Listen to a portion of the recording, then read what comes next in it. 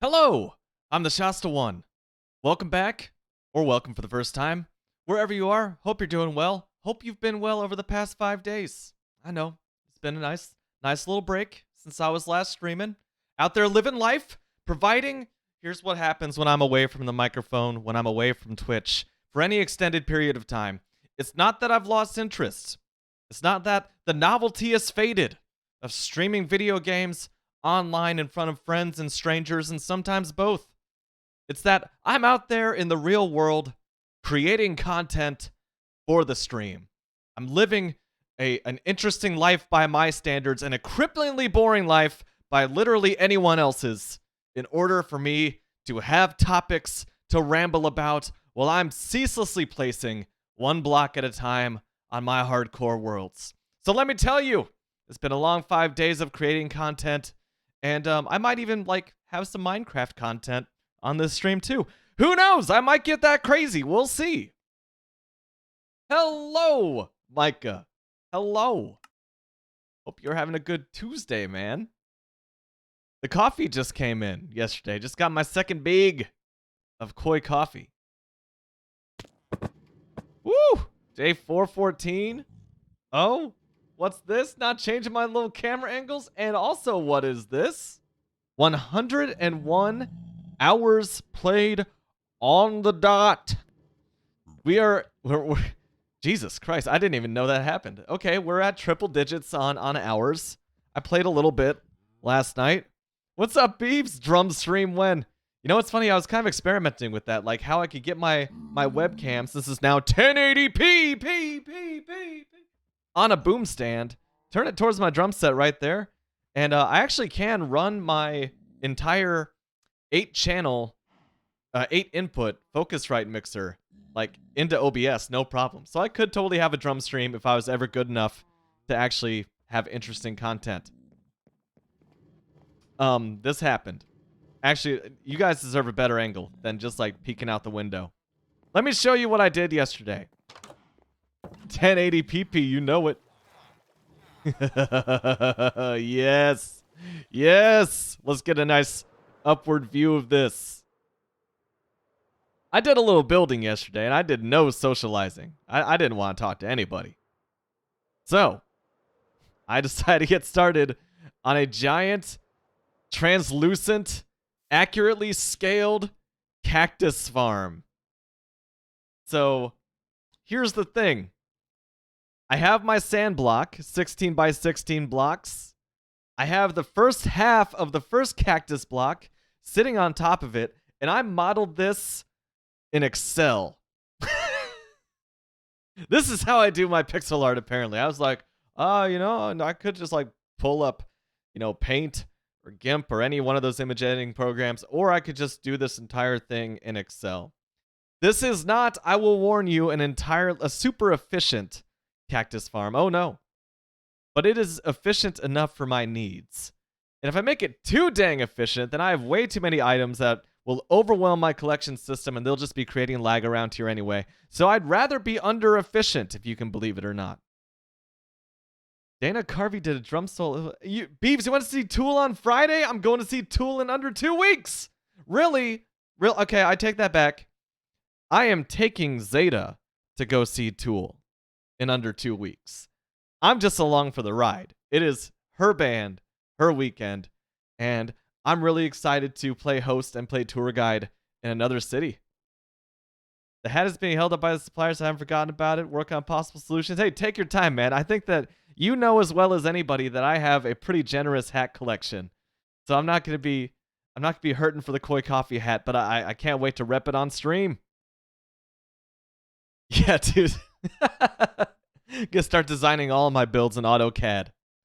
Hello, Absent Crabson. Welcome. Good to see you. Hope you're doing well. Hope you're out there just kicking butt, taking names. Just dominating that Tuesday. Whatever dominating that Tuesday looks like for you. Oh my God, Beeves, I just can't wait. I mean, come on. It's also I've got bad news. AC. It's gonna get even more disturbing because I'm gonna build A solid. Right now, there's only a single cactus block on top of what is supposed to be a sand block, but I have a pretty limited color palette with glass. There's going to be 3 sand blocks worth of Cactus Farms going up. It is totally jarring compared to the rest of my builds here. And I just decided I'd go for it. I've lived so long on this world that, yeah, I'd like for, things to be nice and aesthetically consistent, to have a nice block palette that really complements the other builds in my realm. But, sometimes you just really need a giant glass cactus farm dominating every other build that there could be. Look, I just needed something that would make me smile. And sometimes the things that make me smile just wind up really disappointing you guys. But I'm already getting a pretty good crop of cacti out of this thing. I only have enough, you see, to fill up the sand block, which I can't help but see as like, a glass P block basically. I wish there was like, why can't there be more than 16 colors of glass? Why is yellow the only representation I have? It's like I just opened the door and accidentally saw Kenneth naked. Well, Kenneth's always... Cacti are like, they're nature's original streakers. They're out there just living their life. Just unencumbered. I guess they cover up their roots. I guess that's fair. There is some modesty in the cactus world. Beeves, I wasn't gonna acknowledge it until you did, so I'm glad you brought it up. I was pretty proud of the hat swap, how smooth that was. It's all in the boom stand, baby. It's all in the boom stand. Oh, you know what? I'm not the first person to roll in here and sound like a Minecraft boomer tonight. What's up, Alpine? Back in my day, we had one color of glass and we liked it. We had to put different blocks behind the glass to color it. And it was good. And I tell you, we had to smelt it uphill both ways in order to get the glass that we wanted. What's up, man? I'm just winding down. I basically just got home from work because I was out in the world working today. I was visiting my clients. I was out on the plant floor working with hardware and how my software was going to be interfacing with it. And it was a nice social experience. I was actually in a good mood. I was making like my coworkers laugh and probably not being as productive as I could be. But vibes are important. Vibes are important on a team-based project. So I was just doing what I do best, just supplying the vibes. Now he's naked. It's true. He is kind of naked with like the supposed sand block being also transparent and full of other cacti. That's kind of weird. That is kind of weird. I'm cool with kind of weird. I'm down with it. I promise, Absent Crabson, I will make other abnormally large glass-based pixel art builds that will hopefully be slightly less disturbing than my beautiful cactus farm. But like, look at this. Look at this. That looks like a Windows 95 screensaver when I move it back and forth. Just all these colliding pixels made up of cacti. It's beautiful. I love it. Oh, that one I just witnessed the shortest possible lifespan of a cactus block. It spawned into existence. I was so happy, and it immediately just seppuku'd on top of its parent block. That's tragic. Cacti are like seahorses where sometimes the parents eat their young. It's a really unfortunate Shasta fact, Marsha. Wow, we're starting out kind of dark in the animal world, but that is a Shasta fact moment. Thank you, Marsha, for throwing up the GIF. Now, if you guys don't mind, I'm going to see if I can do what I perpetually fail to do, which is walk and chew bubblegum at the same time. I'm going to pull up my little sheet here. Cactustexture.ods, if you can believe it. Actually, I can show you guys what I got going here. Let's pull up the mod or two real quick. Actually, let's pause the game. Game is paused. Noted. Appreciated. Let's make this just a bit bigger so you guys can see it. Monitor 2, where are you at? There. Oh, there we go. Let's go over here for a second so you see the majesty. Just planning my little layout of different cactus blocks. And then look at that beautiful, beautiful pixel art, which is my reference. This is how I plotted out the walls of this beautiful cactus farm. Just, I needed to plan my random smattering of dark green blocks. Otherwise, it just wasn't going to work, folks. It just wasn't going to work. I'm proud of this. I had fun with this. What else do you want from me? What else do you want to know? I know, Alpine. Was it a bit much? I think it was kind of a bit much, but I'm still proud. I'm still happy with it. And I got this far last night. Last night I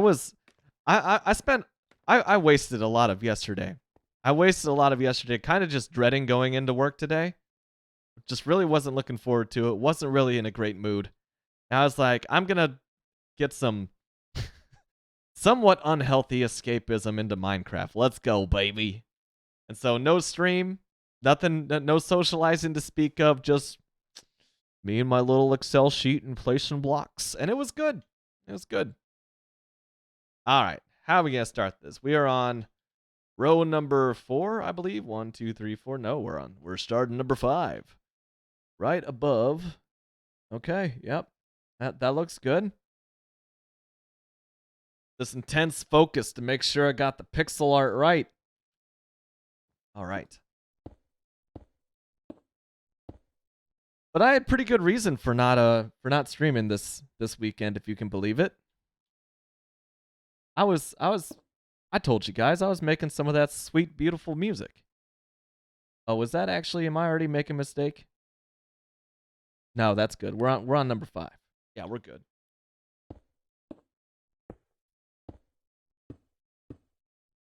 Yo, that's sick, Micah.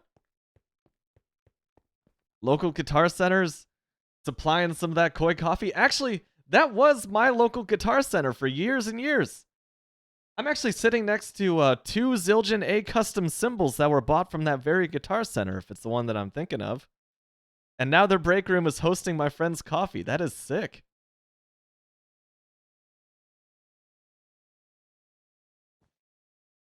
Okay, this is yet another. Okay, we're starting out with some spines. That's good. Gotta do one of these numbers. Mm-hmm. Yeah. Okay. That's looking good.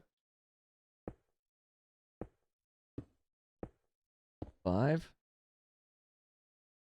3, 4, 5. Yeah. Okay. Okay.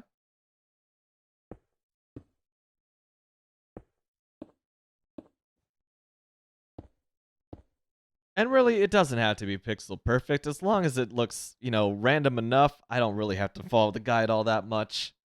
I was following it to a T yesterday. I mostly because I think when it's all said and done, when I have 3 massive to scale cactus blocks on top of this thing, I think it'll be really cool to see a repeating 16 by 16 texture triplicated, on its way up. I think that'll be really neat. I'm really entertained by that idea, so I kind of hope I can keep this gig going. But if I don't, I won't be too ate up about it. Let's see if I can do this.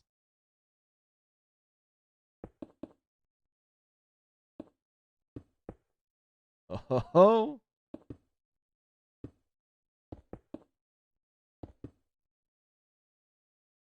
Yeah.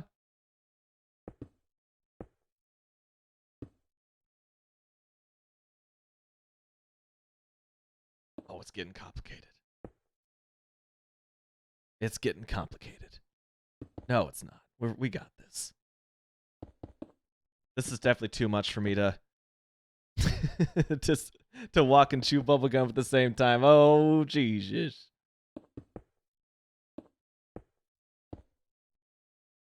Oh, that went pretty good.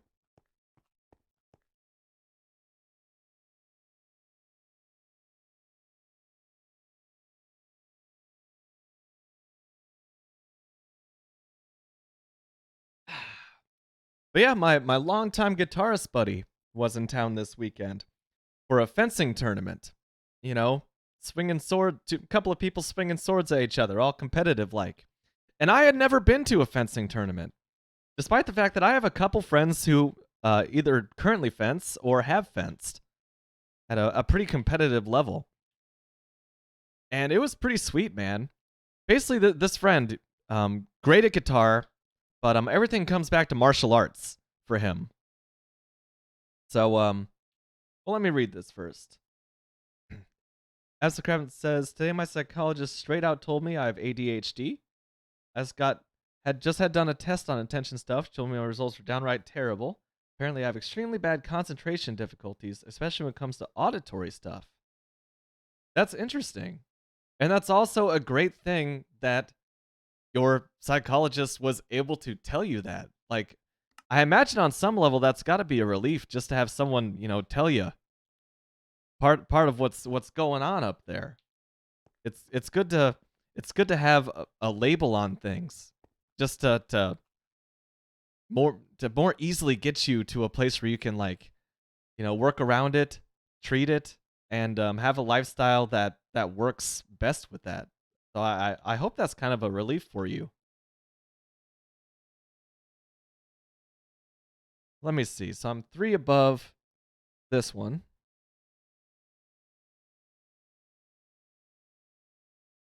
One, two. 1, 2, 3. Okay. Yeah, okay. I know where I'm at again. Yeah, this guitarist friend of mine, he started out with Wang Chun, which I believe is Bruce Lee's favorite style of martial arts. From there, he went into boxing, and from boxing, he went into fencing.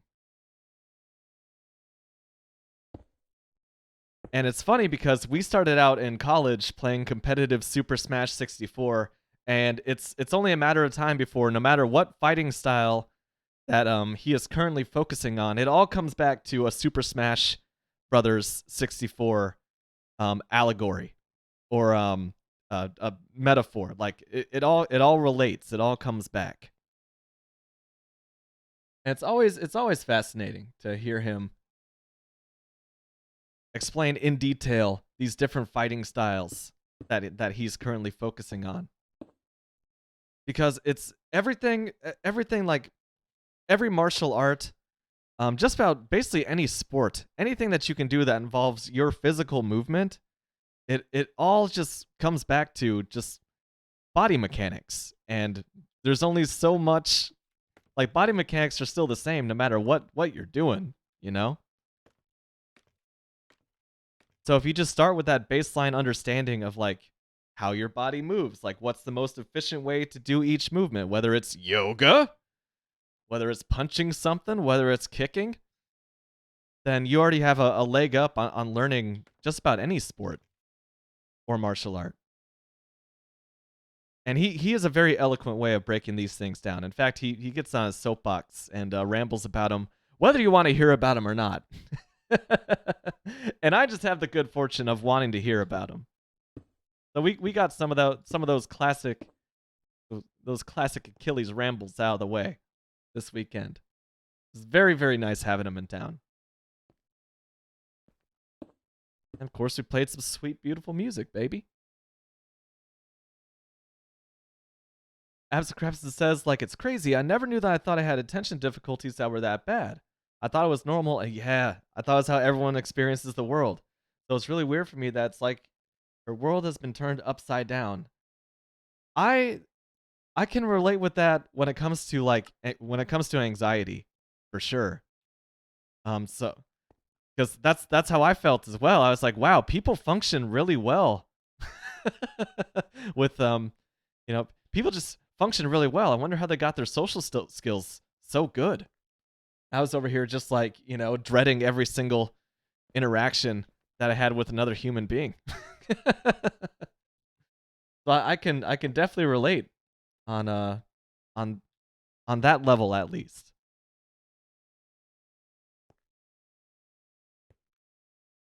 But G.I. Joe was right, knowing is truly half the battle. And I'm glad that you know.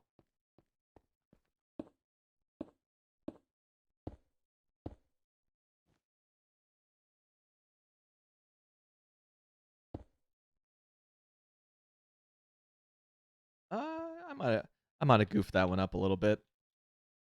If you guys won't tell, I won't either.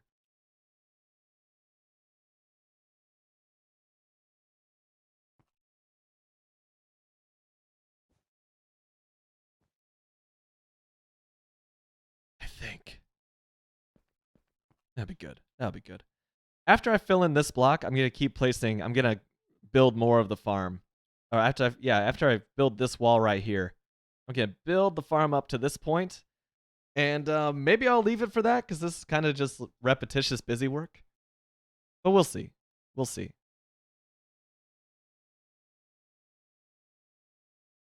Let me see. I'm one block above the third spike. Okay, that looks good.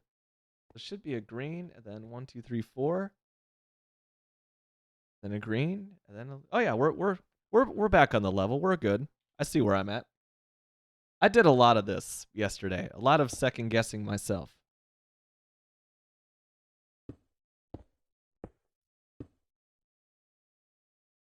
2, 3, 4, 5. Center block. 3, 5, 6. All right.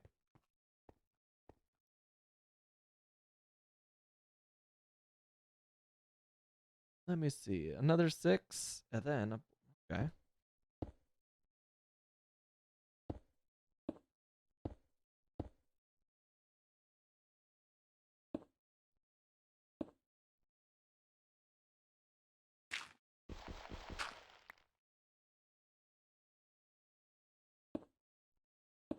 Alternate these bad boys.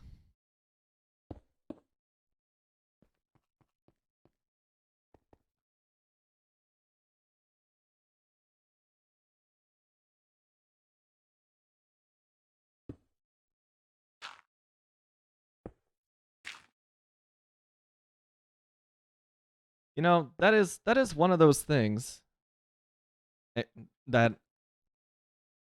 I probably should get checked out, and I keep saying that I'm gonna just go in and have someone just have a poke at my brain and see what's really making me tick. Cuz I got some peculiarities up here, you know? My own vibe going on. And I think that it would be really nice to have just like a more complete picture, a professional opinion on what makes me tick. And I just keep putting it off. Laziness? Kind of think so. Oh, we need more glass. And more scaffolding. Fortunately, I got this convenient green shulker box to hook me up with both. Thanks, buddy.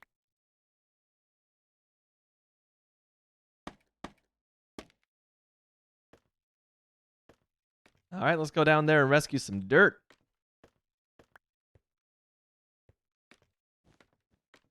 Now, the fencing tournament, it went from like 9 in the morning until, oh, I don't know, probably like 4 in the afternoon. Like, we had no lunch, no real like coffee break or anything to speak of.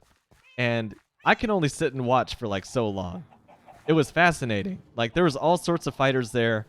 Fighters, fencers from the ages of like, I don't know, probably like 10 to 40.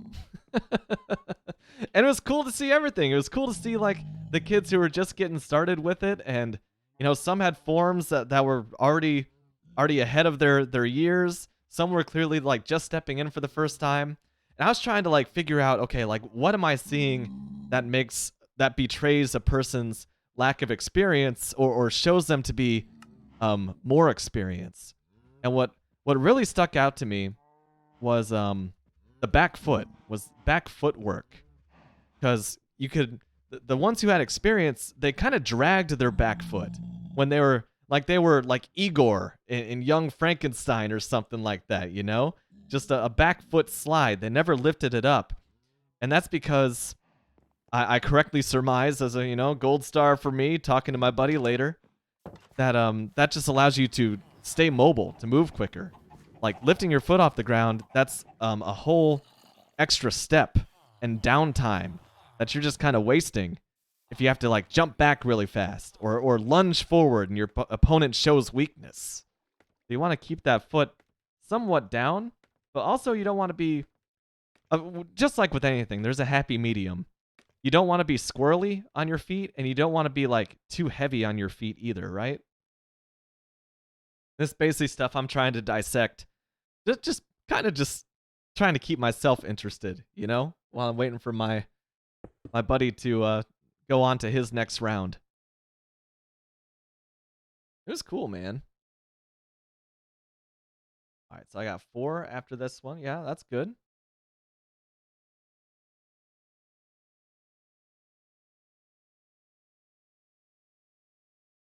This one's supposed to be... No, yeah, this is supposed to be green. Yeah, there we go.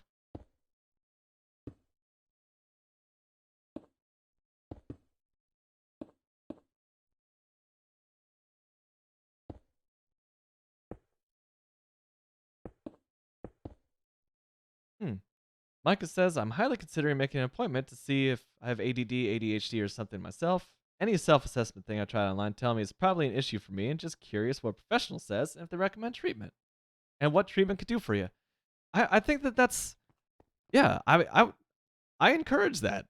I highly encourage that, actually. And I need to do it myself, damn it.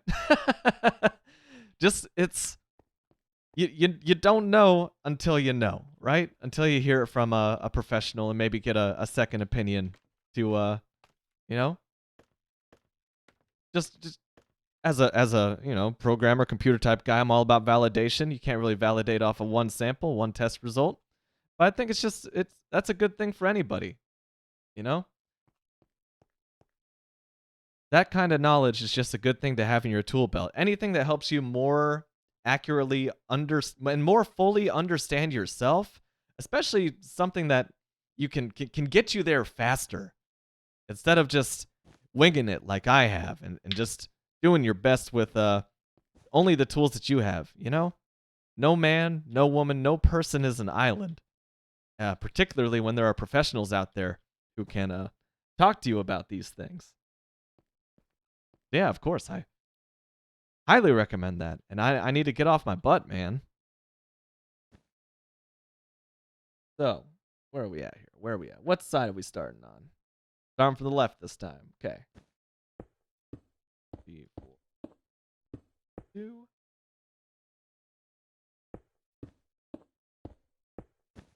Like I've said before, like mental health was not like a big thing that was discussed when I was a kid. Like between my parents or really anywhere in my social circle. It's not really something like, either you were just, you fit into the social stereotype, you fit into the mold, or you were just, you were crazy, which is just like an awful thing to think about.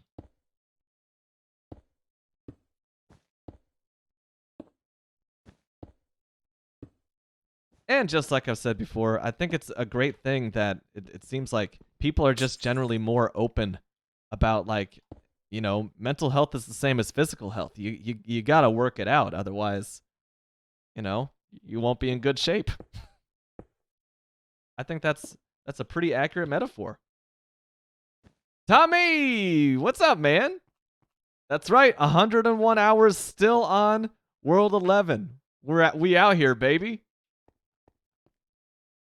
Hope you're still out there. Hope you're over that sickness that you had last time that I think it was the last time that you stopped by. Back out there in the world, just crushing it. Whatever the real life equivalent of building a giant glass cactus encasing a cactus farm for more cacti than you'll ever need, whatever that the real life version of that is, I hope you're out there doing it, baby. Because I'm over here doing it in this world. Boring. I'm a victim of my own success. I'm just out here doing boring things. Because I'm standing on top of the world, and the world looks like a giant glass cactus.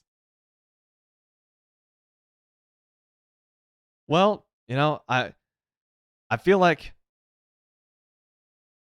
a couple of comments here to juggle, but I'm glad you're feeling better, and I hope that you're out there just battling, getting that stamina up, man. Congratulations, buying a house on poker winnings. That is amazing, man. That is wild. Jeez, write a book, or just maybe just start with an article, but write something. Damn it, that's wild. 3, 4, 2.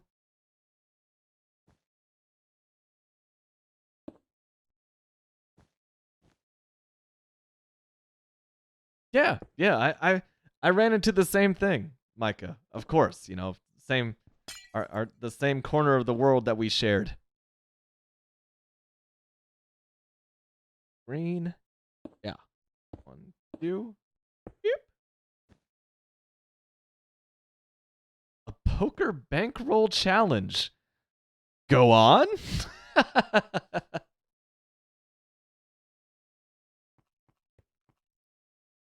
Okay, so we just finished our second one there. This is easy. This is easy. 2, 3, 4, 5. Is it easy? 1, 2, 3, 4, 5. Yeah, because I'm starting from the left. 6. Green. 1, 2, 3, 4, 5. Sweet.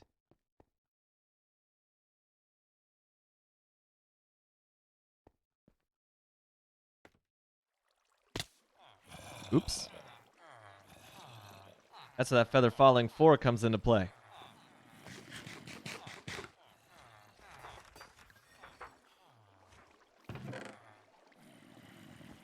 I guess I just kind of keep these cacti in here until I need them. I also feel better about seeing 4 stacks of cacti ready to go.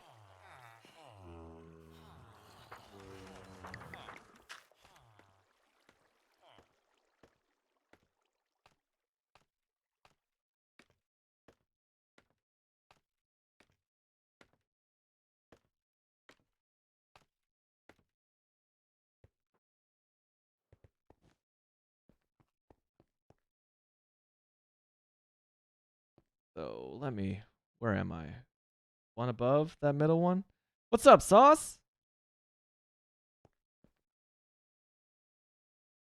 One above the second one? Yeah, okay. So, am I about to run out of green again?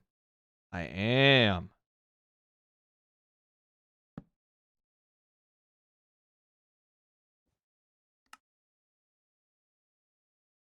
Okay, that's probably too much.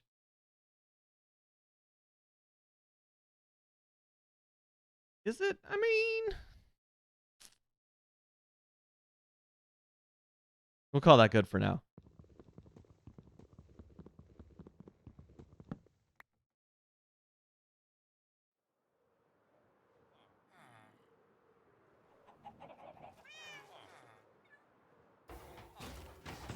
So here's where I've been getting all that glass. And I know, it seems kind of confusing, starting at an iron farm and saying that's where I've been getting all this glass. But you gotta remember, I got a nice exchange rate over here, 4 iron for 1 emerald. And I already have more iron than I will ever need. So I don't even care about getting these guys down to like 1 iron per emerald, getting that better deal. I'm just rolling in it, baby.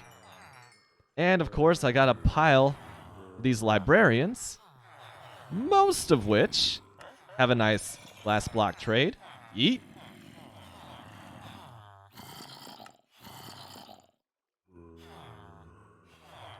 There you go. I'm already out of emeralds. I can put my spare iron in here for future transactions. And actually, since we're going to need some more green dye, and not lime green dye, I will go ahead and liberate some of these cacti. Cook them up, man.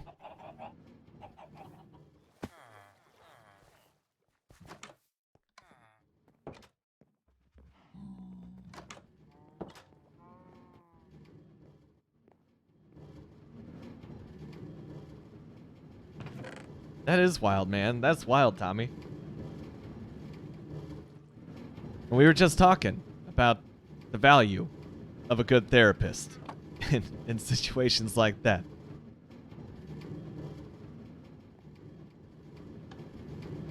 Time to put the super smelter to work, man. Got a nice, good cook going on.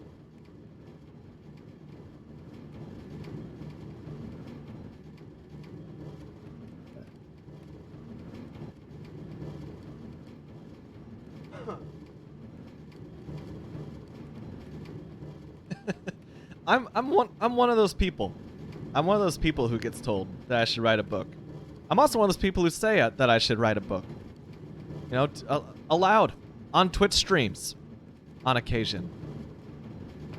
And I got a few candidates, but I'm also that guy who's like, you know what? I could write a book, but I'm not sure if I will.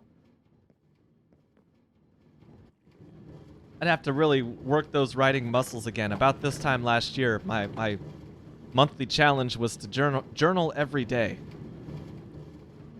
I didn't quite make it. I made it a few weeks in.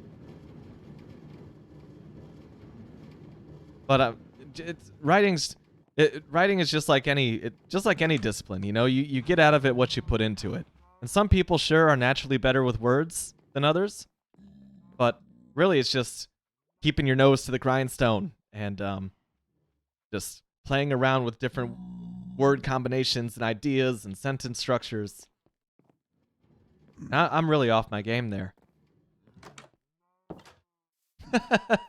Right on time, Kilberry. Write a book!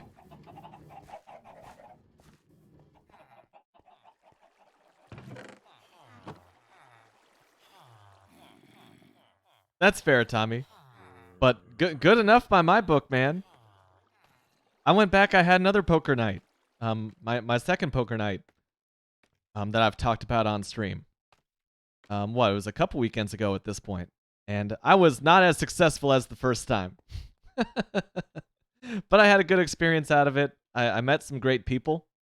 It was poker's nice because you just focus on the game and you don't have to like completely focus on socializing with the strangers that you're sitting with at a table. So that's nice. Poker gives me something to do with my hands. So I enjoy that aspect of it, if nothing else. Now let's go ahead and make some more dark green before we continue our giant glass cactus build. Yeah, there is some like disastrous play on words that just this awful pun that I want to make there. I'll put it off. I won't put you guys through that. I'll just suggest the idea into your mind so you do it to yourselves.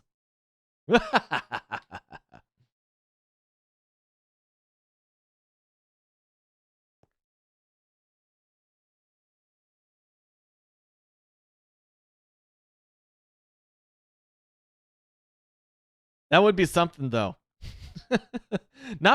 Not financially sound, at least by, you know, your average financial advice, but just like walking in with a briefcase full of cash and being like, I want the whole house.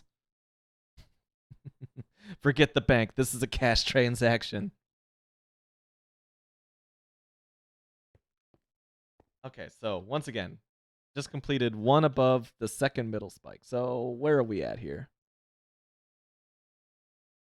Okay, I see where I'm at.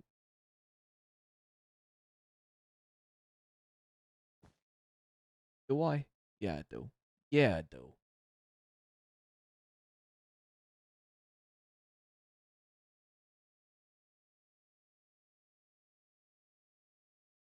Which way am I doing this again? Okay, I'm on it. I'm on it. Oh, I'm almost on it.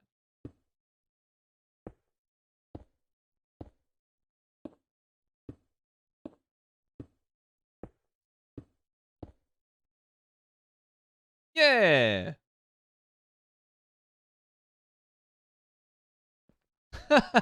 That's wild. That's awesome.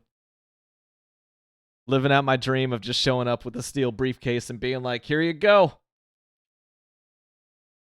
Nobody's owning me for 15 to 30 years. Okay. So now we're one above it. Green, yeah. 2, 5.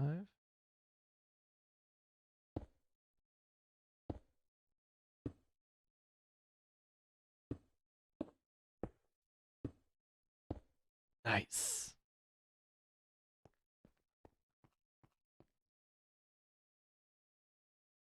I believe that thanks to the penny slots, and I believe it was $60 of soy sauce's money. I think that I'm still ahead on gambling.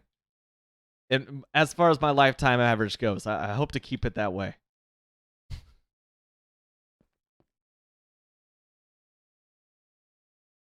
Okay, so this one is green green. Oops. Rolled the wrong way there. 2, 3, 4, 5. And green's across the board, baby.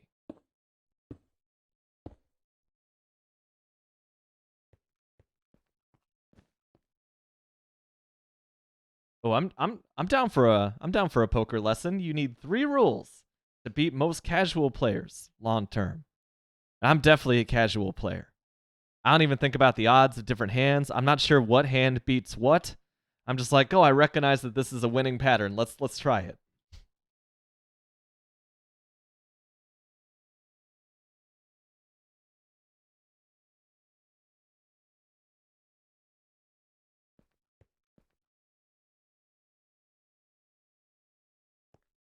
Okay, so I'm above the third one. Okay, I see where I am again.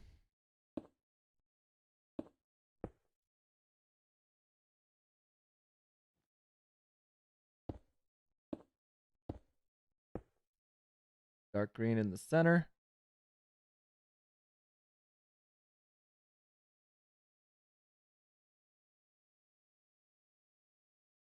Is that right? Is that right?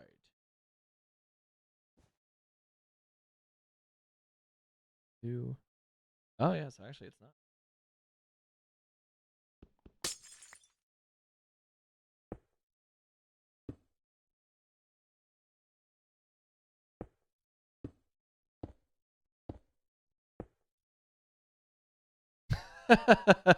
Rule 1, don't wear reflective sunglasses at the poker table. That's how they got me last time. Have proper bankroll management, 40 buy-ins at least, 100 big blind mass, offlines about 20, 25 buy-ins are all right. Proper bankroll management. I just have a certain amount of money that I'm going in with, and I just, that's all I'm spending. That's all I'm putting on the table. Learn the rules. Yep, I definitely haven't done that. I could definitely improve there. Play only the top 15 of the hands, and don't do wild plays. Shucks. The better you are at reading the table, you can widen the hand ranges you play. Okay. I don't even know how I would calculate the top 15 of the hands.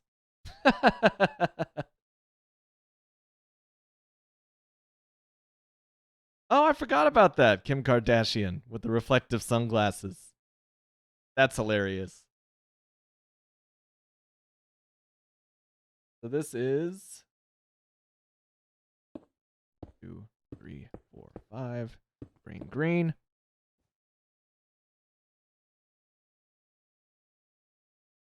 Notice me! Notice me! What's up, Xtanium?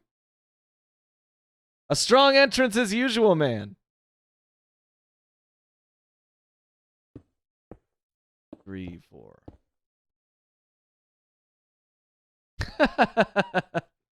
Sure, man. Throw those emotes up.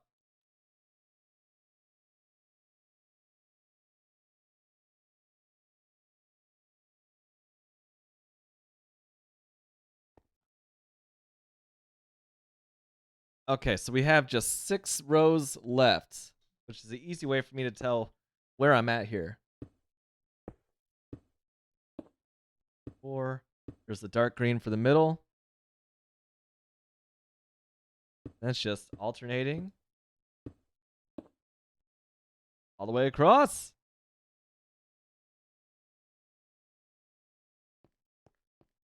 Kilberry made a Mauhaus comment? Maybe I didn't notice it. Don't wear reflective sunglasses. Write your book in all the languages. Oh, shit! I mean, this happens, you know. I'm playing the video, you guys are talking. Every so often I miss one. Coffee Crawl goes to Mauhaus, the cafe where you can pet cats while drinking coffee. Oh, baby. It's like they made this for me. Nice, Sextanium. Those are dope.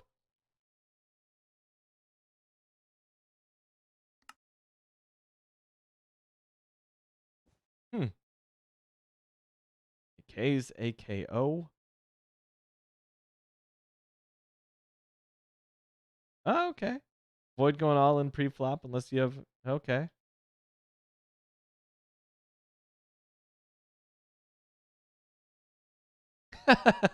Yeah, that's the nice thing about the table that I play at. I think there's like maybe two people who aren't drinking like a beer or a whiskey in front of them.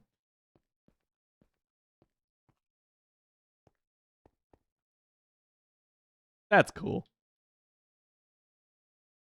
If I ever tried, you know, poker competitively, I've definitely gotta take note of that.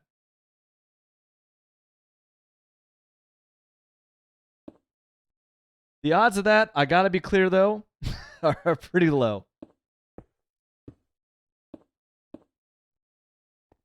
I'll probably just you know, keep sipping my drink and lighting my own money on fire for a fun time to hang out with people. That's exactly what I'd be thinking too. Um, Online poker just being harder because, you know, if you're playing online poker, you're probably going pretty hard on poker. You're not there to like, you know, you're not there to make friends. You're there to get the W.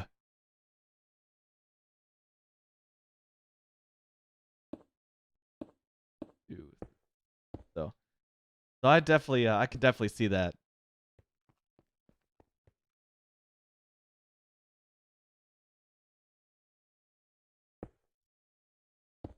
Okay, we're trying it. 2 at once, baby. Let's go. I'm already lost. Where am I? Okay.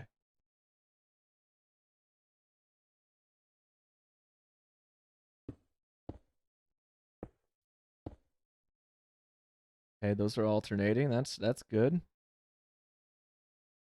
Okay, this one. A nice spiny boy right there. Green on top. Oops.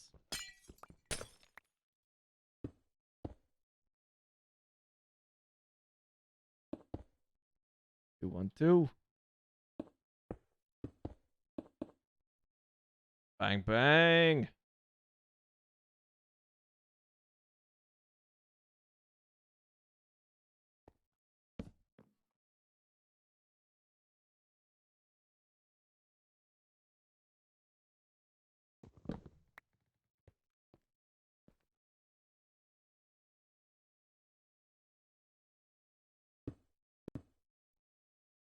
Aha. So, on average, poker has the returns of a nice pyramid scheme.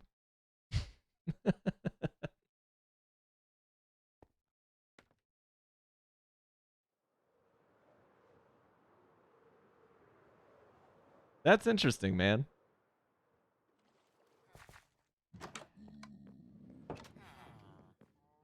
So let me see. Just make a few more. I'm gonna need a lot more lime stained glass, but that's okay.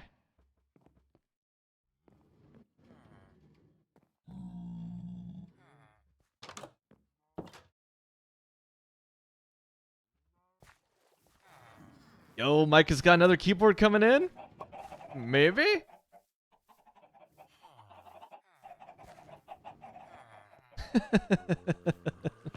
There is no getting out. There is no getting out of the keyboard game, I think.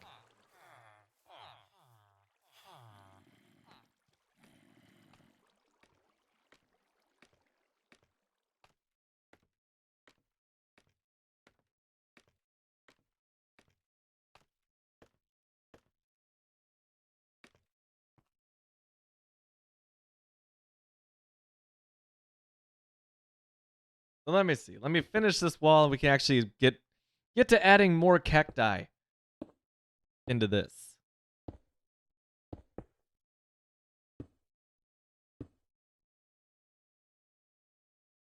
Light green, followed by, oh, you should actually be a dark green, huh?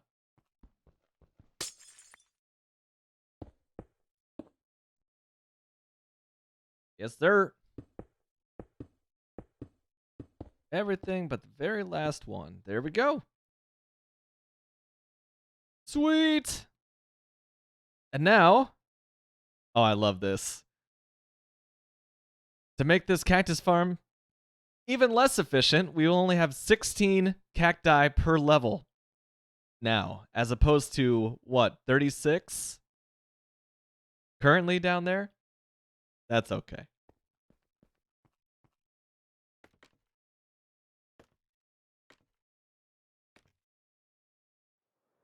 Let's go ahead and fly over to what I've been using as my observation tree.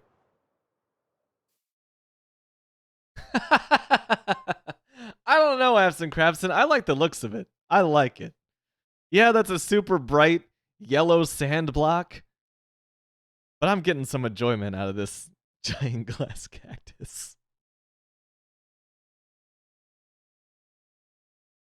Hilberry's goal is to ship koi coffee to all 50 US states. So I also may have some of that too. Ah. Yeah, gotta catch them all. Precisely.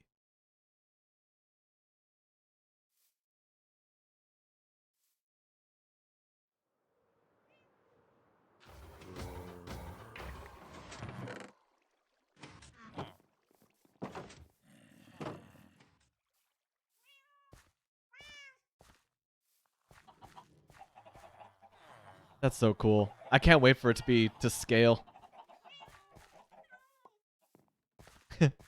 The Killberry and Micah got you craving that past midnight coffee. Oh Jesus. I was trying, dude. I woke up at 4:30 this morning. Unaided by the joys of coffee. So the thought of having a coffee at 1 a.m. when I already have trouble sleeping is no bueno, baby. But some people can do that, man. Some people can just like have a full strength cup of coffee or an espresso and at any time of day, and they could just, you know, fall asleep. It's a beautiful thing that I'm intensely jealous of.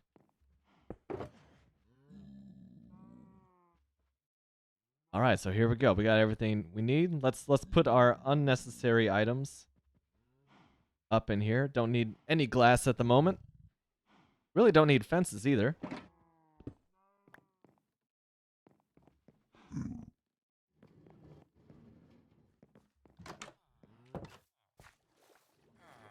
That's fascinating. You definitely got this thing figured out, man. Now is the most profitable time.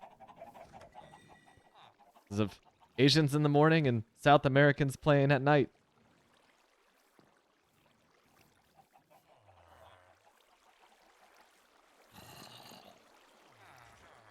All right, let's...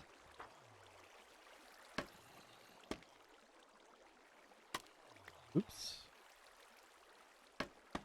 There we are.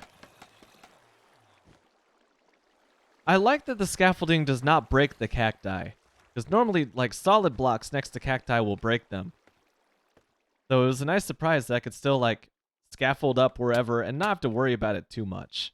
Also, if me taking damage bothers you, then this is going to be a very annoying stream.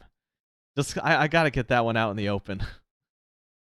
Because that was the first of many, unfortunately.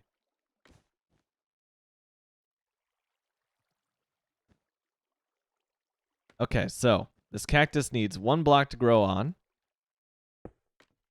Also, a little hint, I suppose. Am I stuck on something? Oh, this is where the cactus block begins. I actually need to branch out a little bit. Okay. That being the case,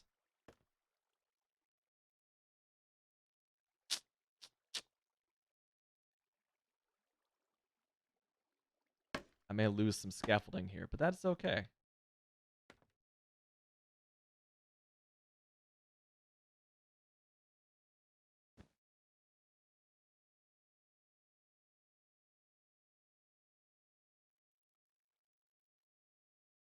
The Rising Sun's Pub. That's right.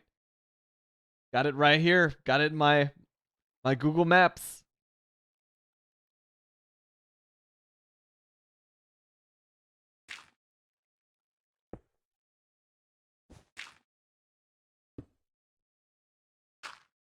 So what you want to do here, this is probably going to make intuitive sense to you guys, but, you know, for the sake of it, I'm still going to explain. You want each cactus to be sitting on top of the layer below it, just so there is a straight fall for the cactus blocks to fall down. Because, as you saw, cacti have no problem destroying their young, destroying other cacti's young. It's just, it's a cacti eat cacti world out there, and we're just living in it. Maybe this dirt will fall. Some did. Some made it all the way down. You know what I am forgetting? Cacti.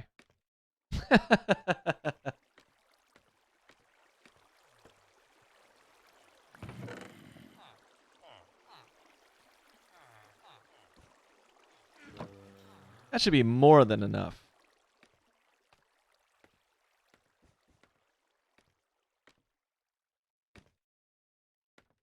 But, you know, to quote James Brown, just hammered on CNN. Oh, actually, I can't even make these. Yeah, we're done here.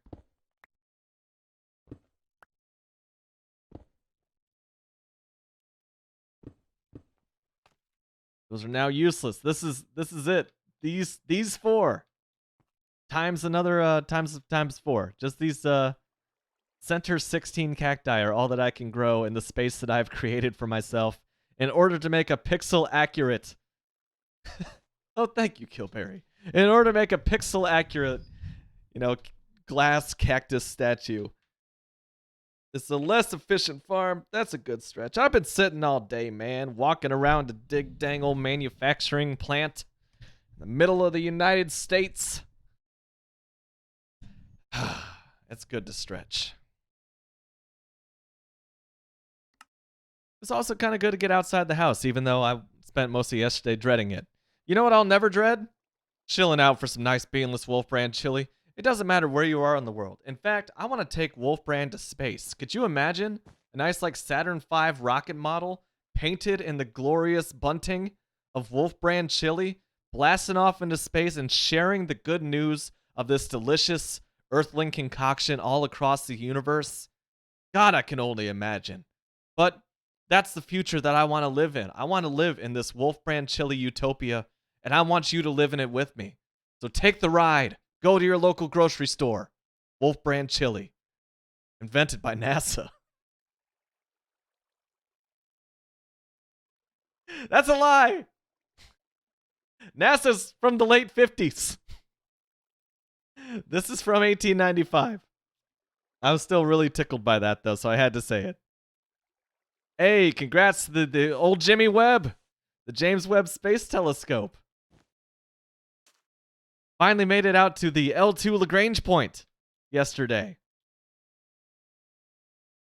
Which means that is its final destination, so to speak, from which it will go back and observe light and other, you know, wavelengths, radio wavelengths, going back to towards the very beginning of the universe. Really looking forward to seeing some results. Wolf Brand chili dogs for lunch. Hell yeah! I ate the remaining chili with potato chips after eating my salad. Nice. A solid lunch. I had pho today. Some nice Vietnamese noodle soup. And I had a banh mi sandwich, which, you know, is like a Vietnamese hoagie. Vietnamese sub sandwich on the side, and that was delicious. And then I went back to work. Womp womp.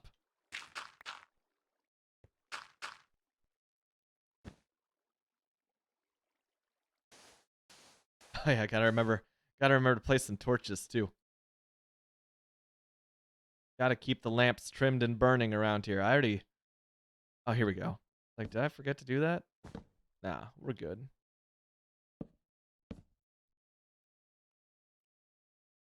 Pizza. Always a solid choice.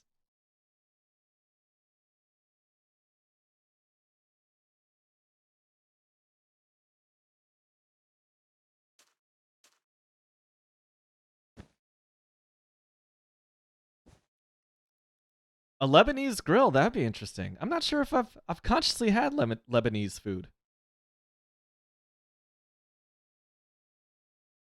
Doner fries, huh? Don't actually. I'm not sure how to pronounce that with the umlaut.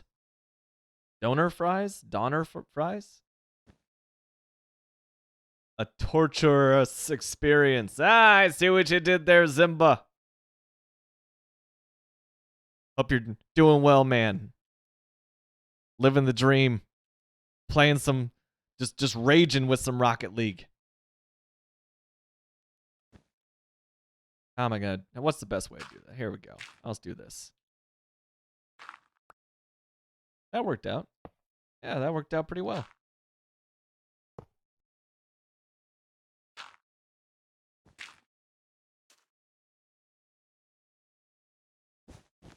Yeah, just that dirt was a lost cause. I was okay with letting it go.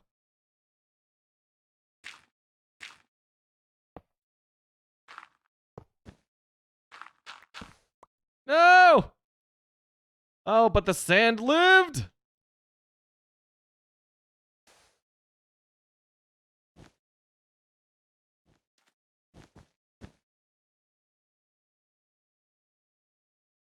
Listen to it, then you know for the future.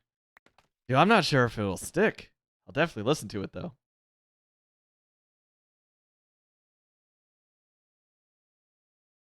Oh. So, if I listen in German, it's ooh. Ugh. Ugh. Ugh. If I listen in English, Oh. so, with what we now know, Döner fries? Döner fries. Okay, now I gotta look up Döner fries.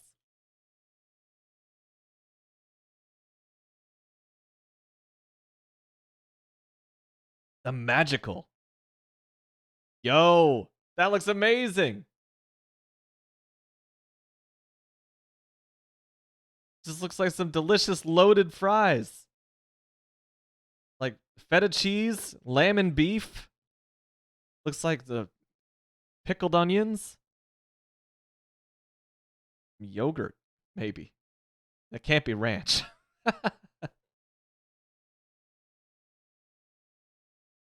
Nice, Micah. I just have no temptation. I have no, as Zimba will tell you, I just have no temptation to play Rocket League right now.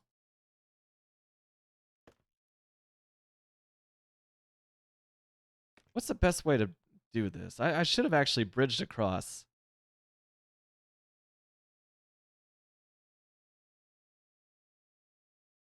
I still do so.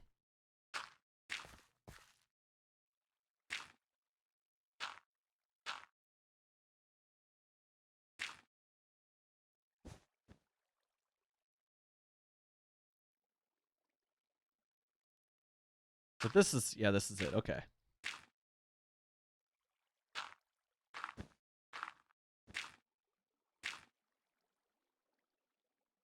Bang.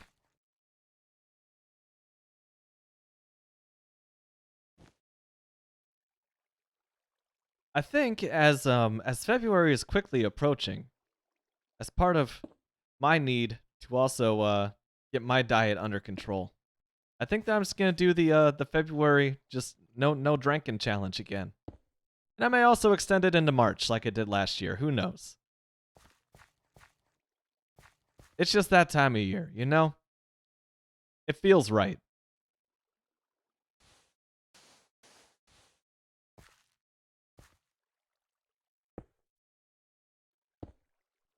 In which, you know, I've been since I am a data hound and I do track every drink that I take. I actually drank quite a bit less last year than I did during pandemic 2020. Imagine that.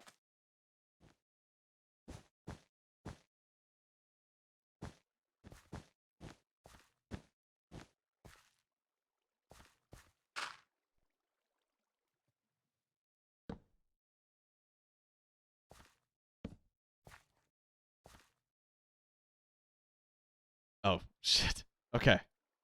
Still have some iron bars to place around here.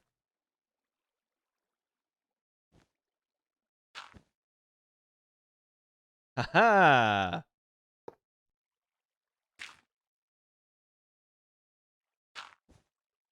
Beautiful.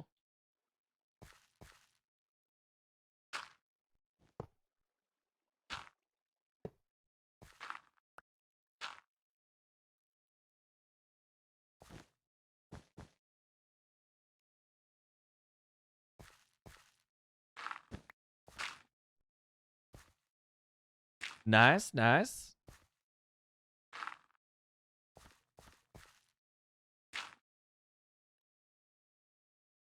On to the next layer, I suppose.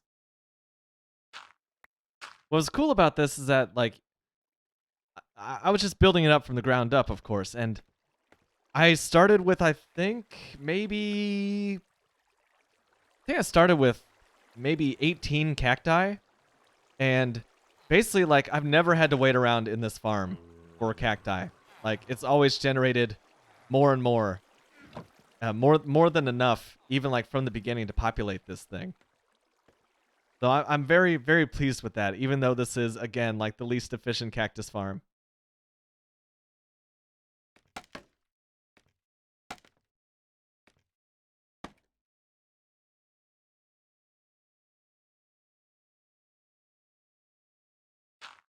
So I think that may actually be the smart play right there, just placing the dirt on top.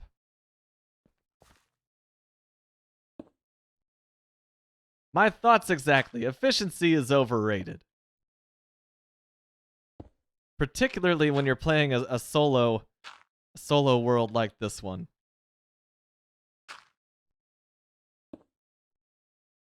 Whoop. Living a little dangerously out here.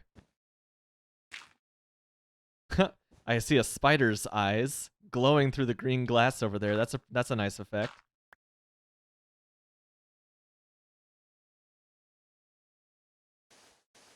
All right, throw some torches down. I'm giving up on the consistency of my torch placement. I'm over it.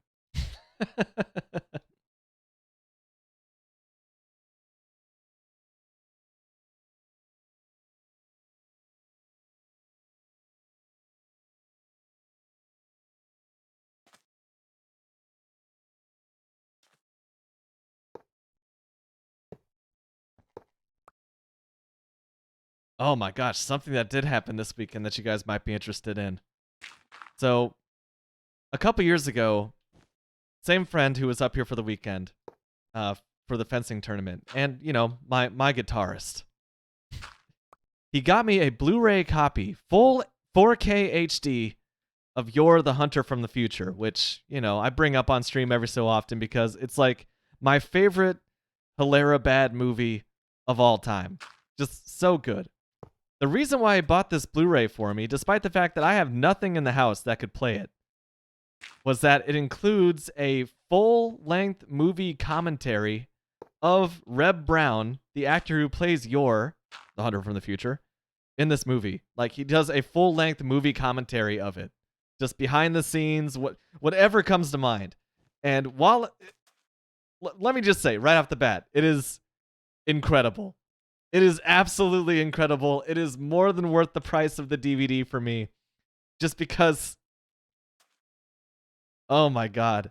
Like, we had an actual debate between the five of us as to whether the stories that Reb Brown were telling could possibly be real. Oh shit. We got some raiders over there. We got some raiders over there, ladies and gentlemen. We gotta go take them out. This is gonna get real. If you're faint of heart, look away. We're about to do some big old killing. I'm gonna switch. I have the presence of mind to switch my armor on. I am not getting a shield out, despite the fact that these guys all have. Oh, is there gonna be a raid? Oh shit. Okay. If there is a raid, I want to have food.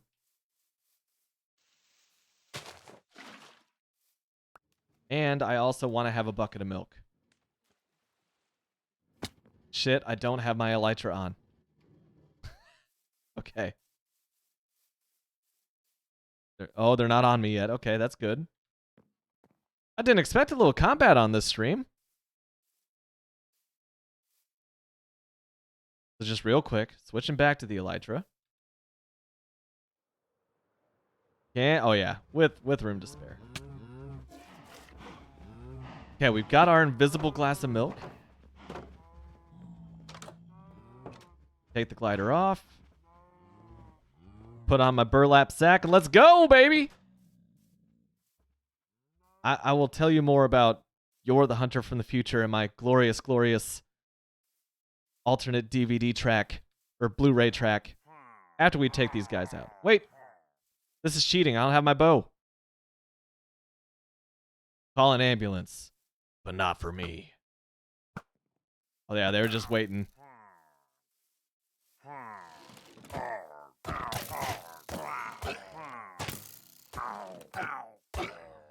Dude, this calls a raid on my village.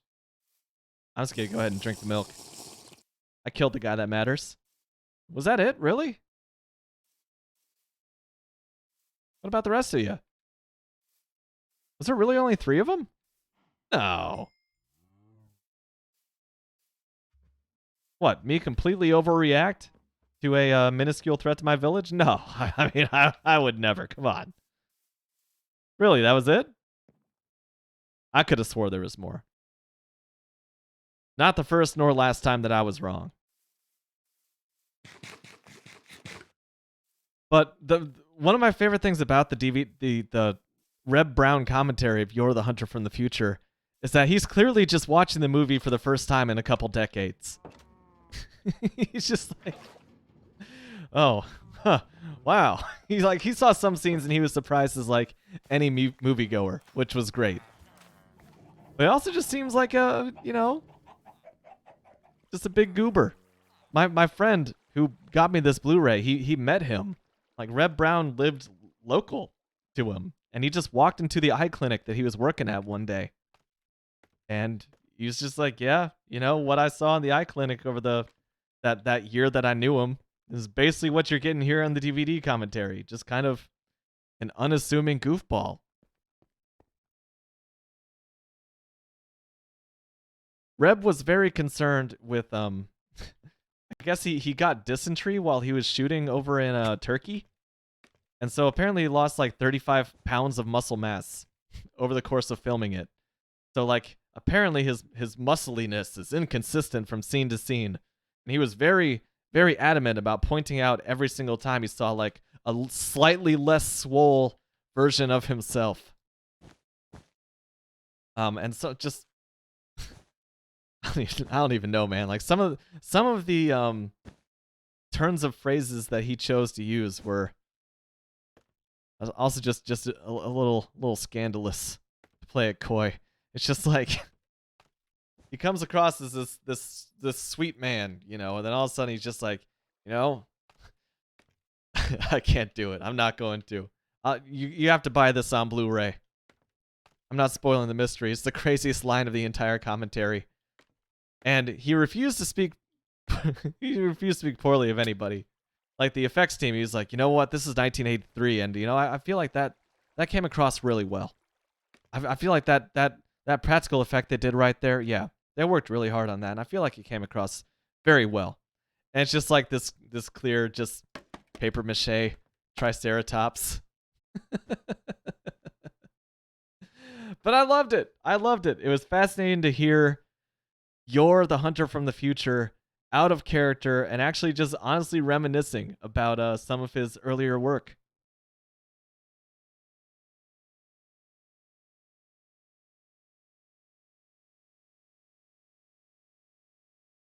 Where are we at?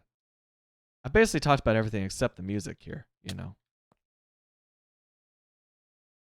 Just keeping it casual. I know. Not exactly a great sound.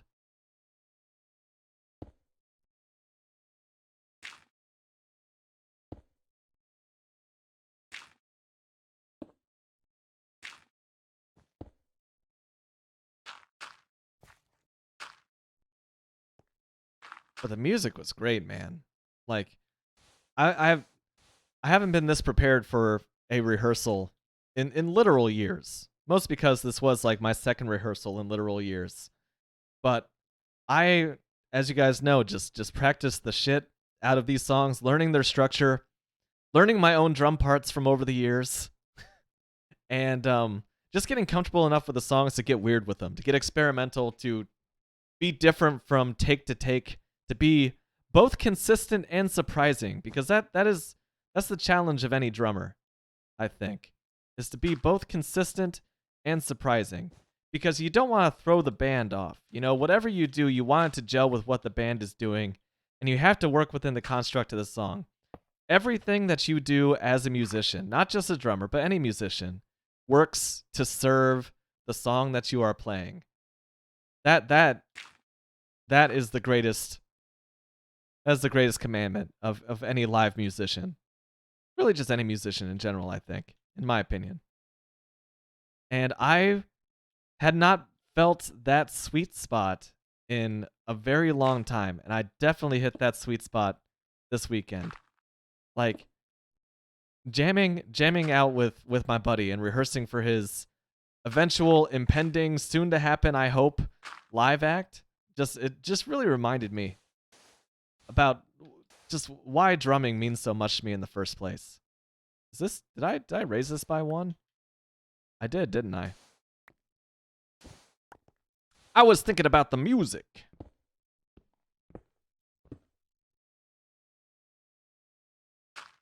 But it was awesome, man. Like, it's just a great moment. Just for me personally, you know?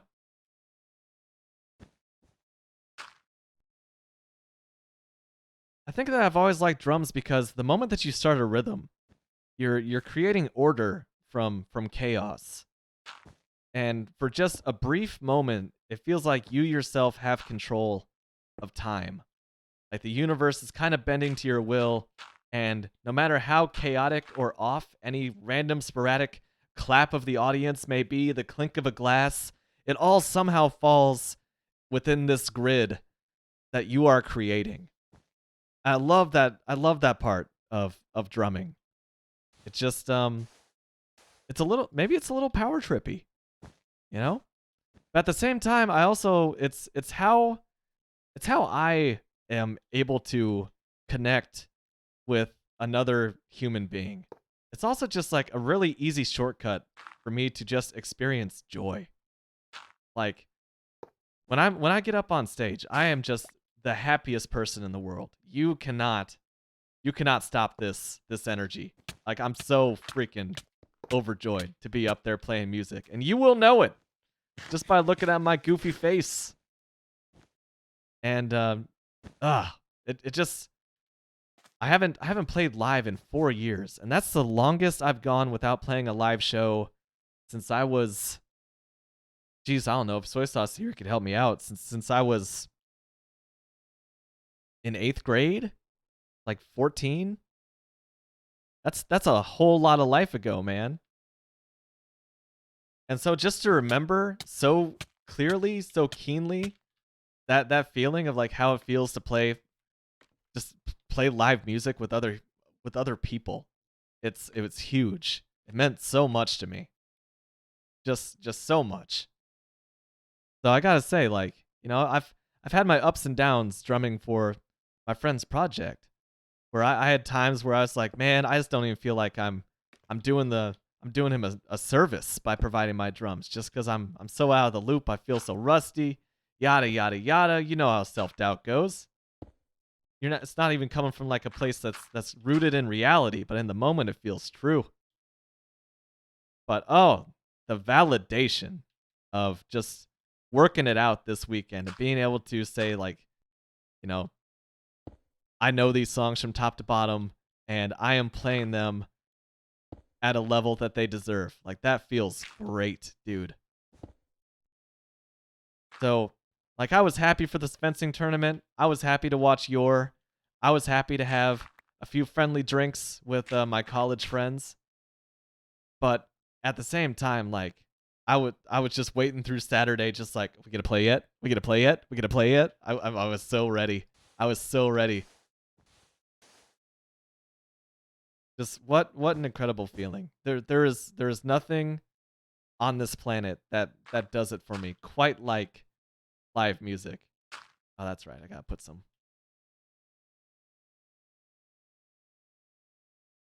So here's to hoping I can get up on the stage. And this time I just plan on recording. I plan on recording the shows. It's my buddy's project, you know. I'm just providing the drums. I'm half of this project, but it's my buddy's project. He has no say in this. I'm bringing my my multi-track recorder to each gig, just because, one, because I've gotten back into bootlegging live shows, and two, because I'm a data hound, and three, because I think that the material is just really strong, and I want to have a solid record of that.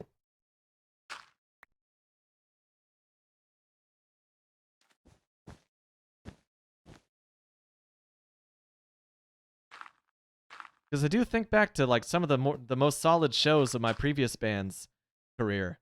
And I'm like, man, I really wish we had that one on the proverbial tape on hard drive, because that was a really good show. We did good. We made a good thing that night.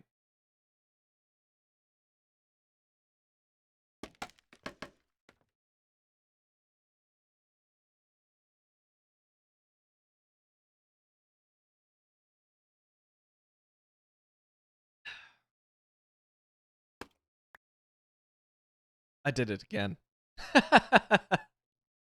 Oh well. Let me just sashay on over here. Self a nice little dirt platform and work our way over to the other side.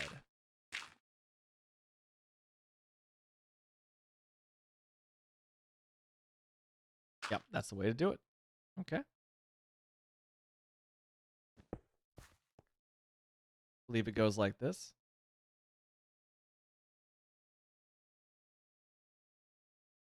Yep. Good, good.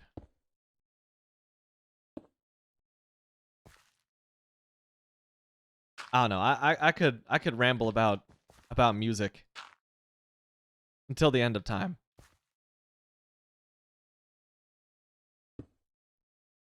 I think that like more than writing, and writing was like the hobby that I most strongly identified with when I was young. Like, music is my most pure and joyful creative outlet, I feel like. Oh my god, here's the throwback from an earlier time. The Dark Tuck himself, aka Tuck nowadays. Welcome back, man. Hope you've been doing well. Out there living the dream. Whatever the AK Tuck dream may be. For real, man. This streaming food, I tell you. It's because I'm always streaming around American dinner time. I do this to us. I'm starting to get hungry myself, but I'm rolling.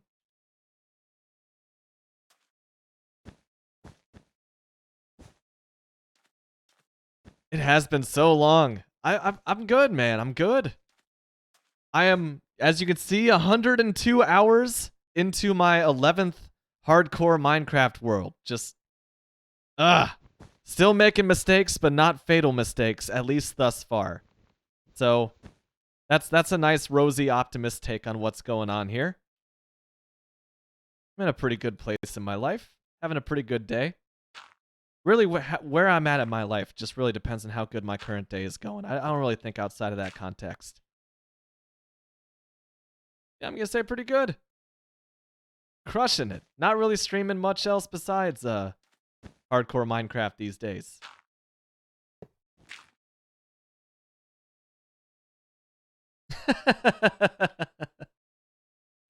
Some things don't change.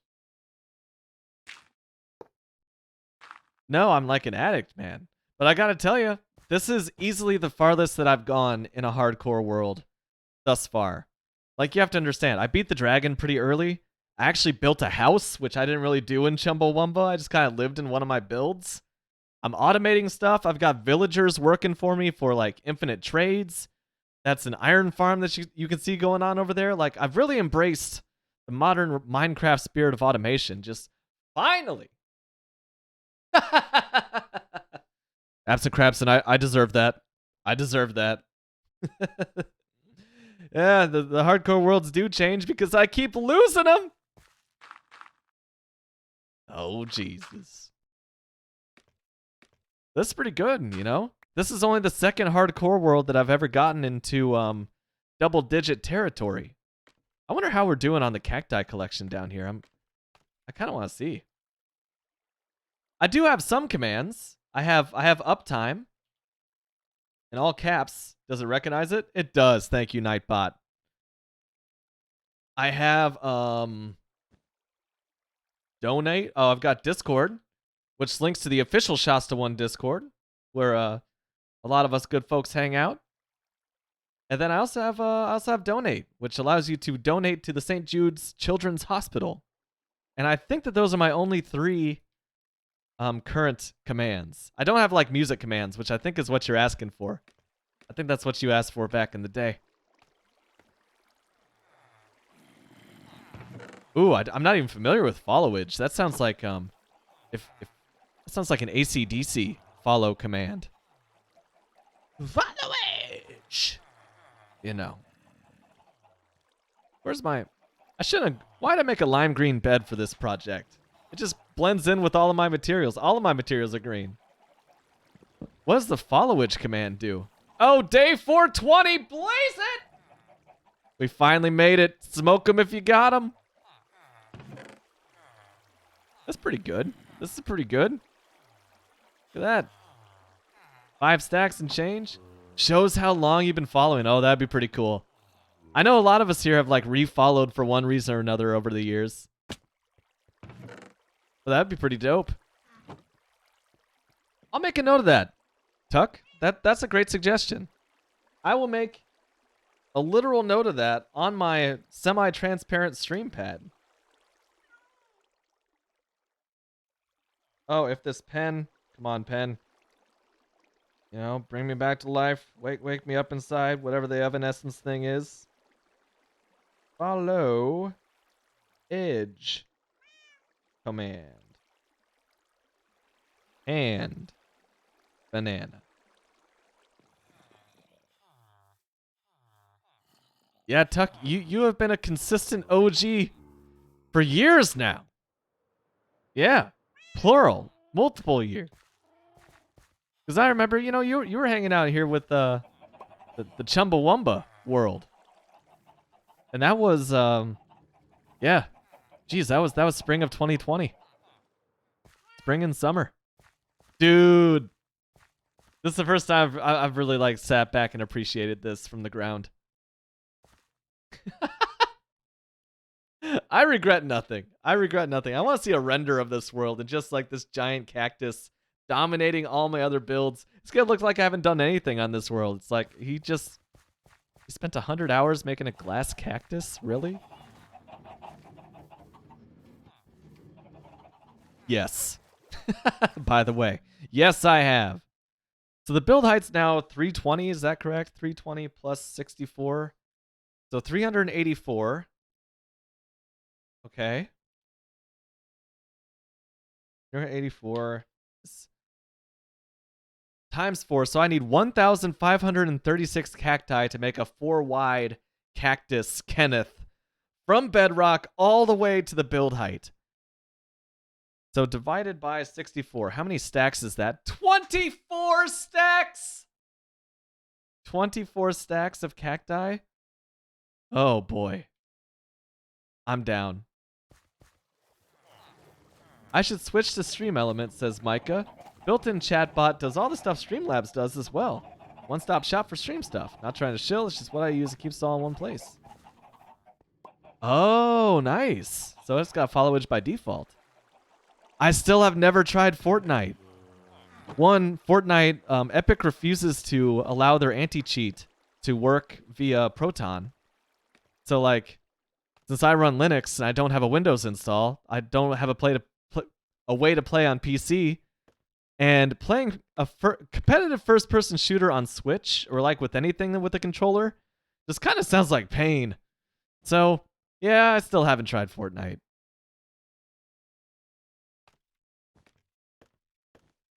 I'm an old man. I'm stuck in my ways. Rah, Minecraft. Rah. That's where I'm at.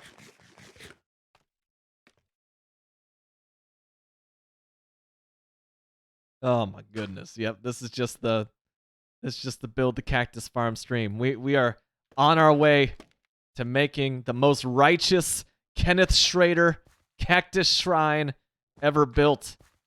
I might just... Here's what I want to do, okay? So, obviously, there's going to have to be, like, a pit around the cacti. So, the cacti is space to grow, so, like, no blocks will break it. No monster fight will be around to break it. Is she watching?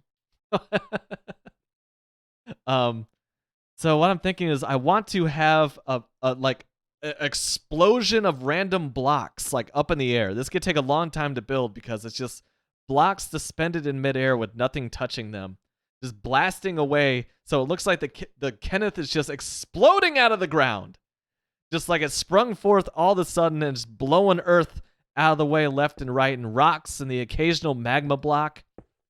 Because, you know, this is a fiery blast. And then above that, just like a swirl of like blue glass blocks in a double helix just circling around the cactus all the way up to world height. So it's like a Dragon Ball Z Kamehameha blast of cactus just heading off into space. This is my dream, y'all. If that sounds fully realized, I've thought about this, you know? Heavy breathing. Can't wait to have that happen. We're getting there. We're getting there. We're building a Kenneth one block at a time. I'm excited. There's a way to on your Windows PC, but not if you're running Linux.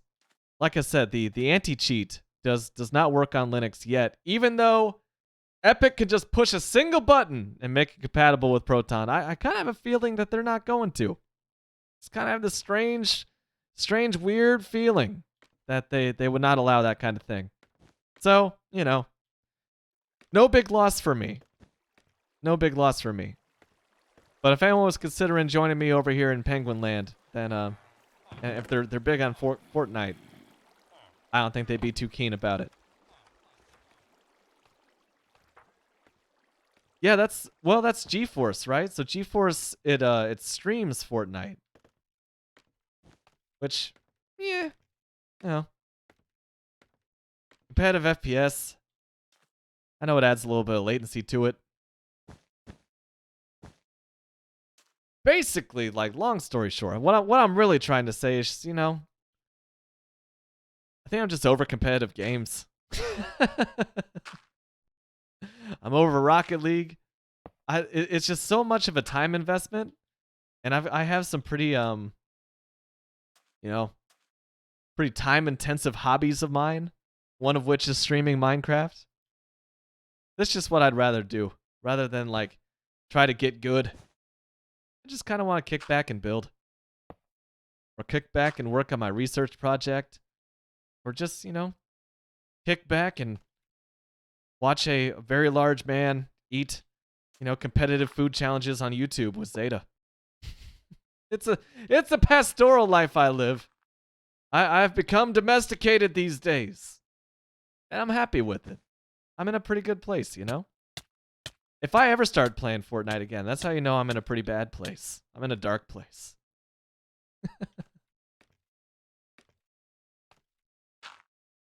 Does he make the leap? He does. I kind of feel like this is how I'm going to burn my Totem of Undying. Can't be competitive at games if you're not competitive at games. I've seen what you're doing there. I just did a my joke but worse on Micah. Like, his line is so much better. No game is competitive when you're as bad at them as me. Like, that's perfect. I didn't need to repackage that. That's flawless as is. That's just a good one-liner.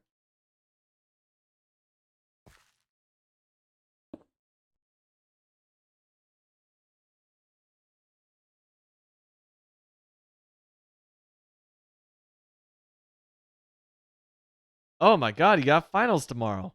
Well, Tuck, it's good to see you. Thanks for stopping by. Hope to see you again. No pressure, no obligation. I also hope that finals go well for you. I know that's a very stressful time of year, 2 or 3 times a year. So I hope you've studied, and whether you have or not, I hope you crush them.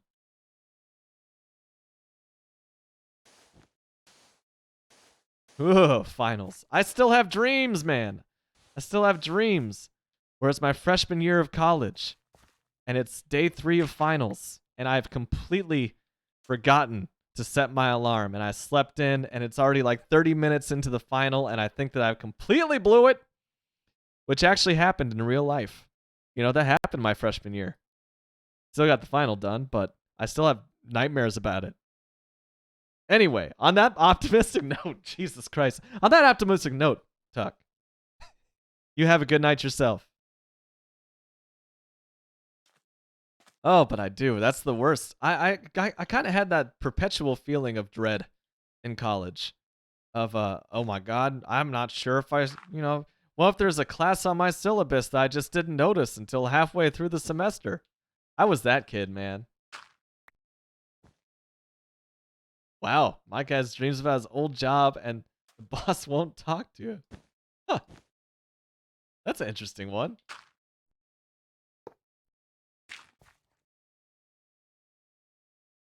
Oh, this is our last level. This is our last layer of this cactus block, by the way.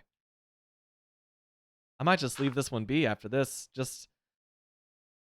So here's where I'm at. You know, this is kind of repetitive, and I would just be building what I just did on stream for another 2 layers up. So, you know, we're talking about, I can conveniently time this. We're talking about maybe like another 4 hours of just building a cactus farm. But at the same time, if I just leave it right here, for now, I have a feeling that for now it's just going to stretch into forever. And I really want to make a full-size 3-block cactus, even though I know that it's possible for a 4-block cactus. The traditional 3-block Minecraft cactus is what I want to make in 16 times scale, you know? So I kind of want to stick with it just because I know if I put this off, I'll just put it off forever. Oh, geez, I almost plummeted down into the water there. Oh, I didn't light this up either. All right, you guys ready for some more uncomfortable pain noises? Here's how we're doing this. Let's do it. Everything hurts, yeah. It's causing actual damage. Ouch. Shit. Shit. Woo-hoo-hoo-hoo. That was kind of irresponsible.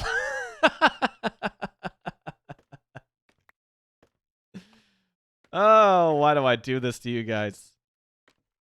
My bad. All right, here's how we're going to do it. We're going to do this semi-safe. Just because I don't want to go through all those pain noises again.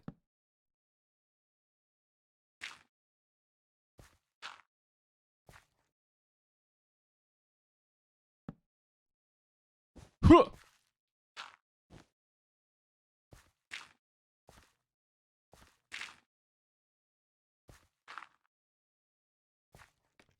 And that's why, you know, I keep repeating, it's gonna be stupid stuff like that that's eventually gonna be the death of me in this world. Oh, look at that, the cacti are getting some rain.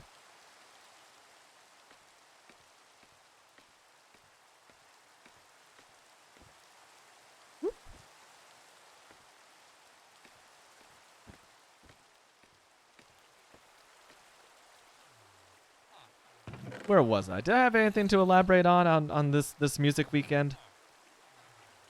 I kind of left that one hanging, but I think I covered the gist of it. Just feels so dang good to play music, man. I forgot about the rush.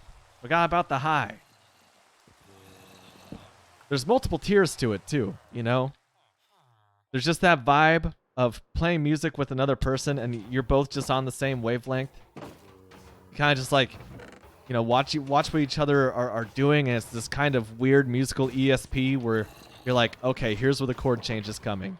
Here's where the fill is coming. He's going to change it up right here, and I can change with him if I'm really on the ball. That kind of like just this electrified tightrope that you're all walking together. That's such a thrill when you pull it off. And the knowledge that you might not. That's cool to me.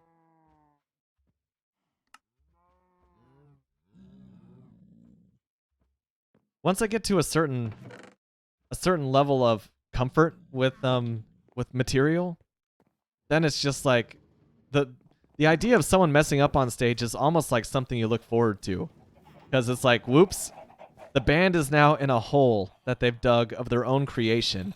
How can we get out of this without the audience catching on, or with as few of the audience catching on as possible? Maybe that's a pretty fun thing to do. So yeah, just the thrill of making music with someone else. That kind of basic human mental connection. That's awesome. The thrill of just playing live to an audience that's vibing with what you're doing, like that's the next tier on it. That's the next level. Like putting down a good record, a record that you're proud of, that you will believe will stand the test of time, a record that like you can listen back yourself and not regret. That's a powerful feeling. But studio work for me just doesn't match live. Like live, it's full of moments of improvisation. Like unless you're playing a super tightly scripted set, which I don't really enjoy all that much, you're just improvising on the fly, and it's fun. It's risky. It's very risky, but it's fun. I don't know why I find so much joy in that when, like, it's still a predictable unpredictability, I guess. I feel like I'm walking a tightrope with a small lead tied to my back. I got a harness on. Love it.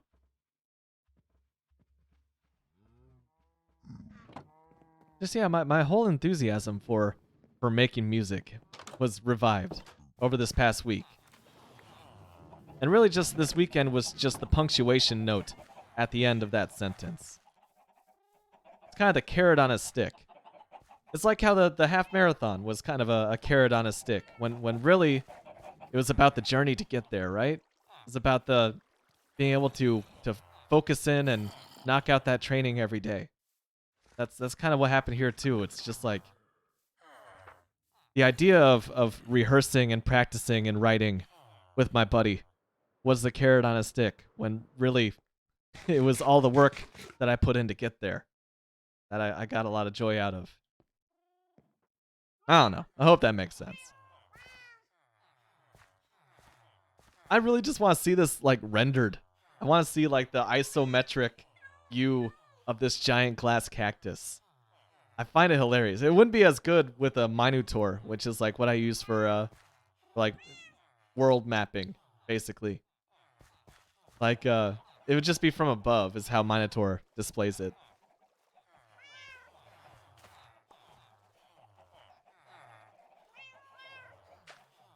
God, all that yellow is just horrendous. Absolutely horrendous. I love it.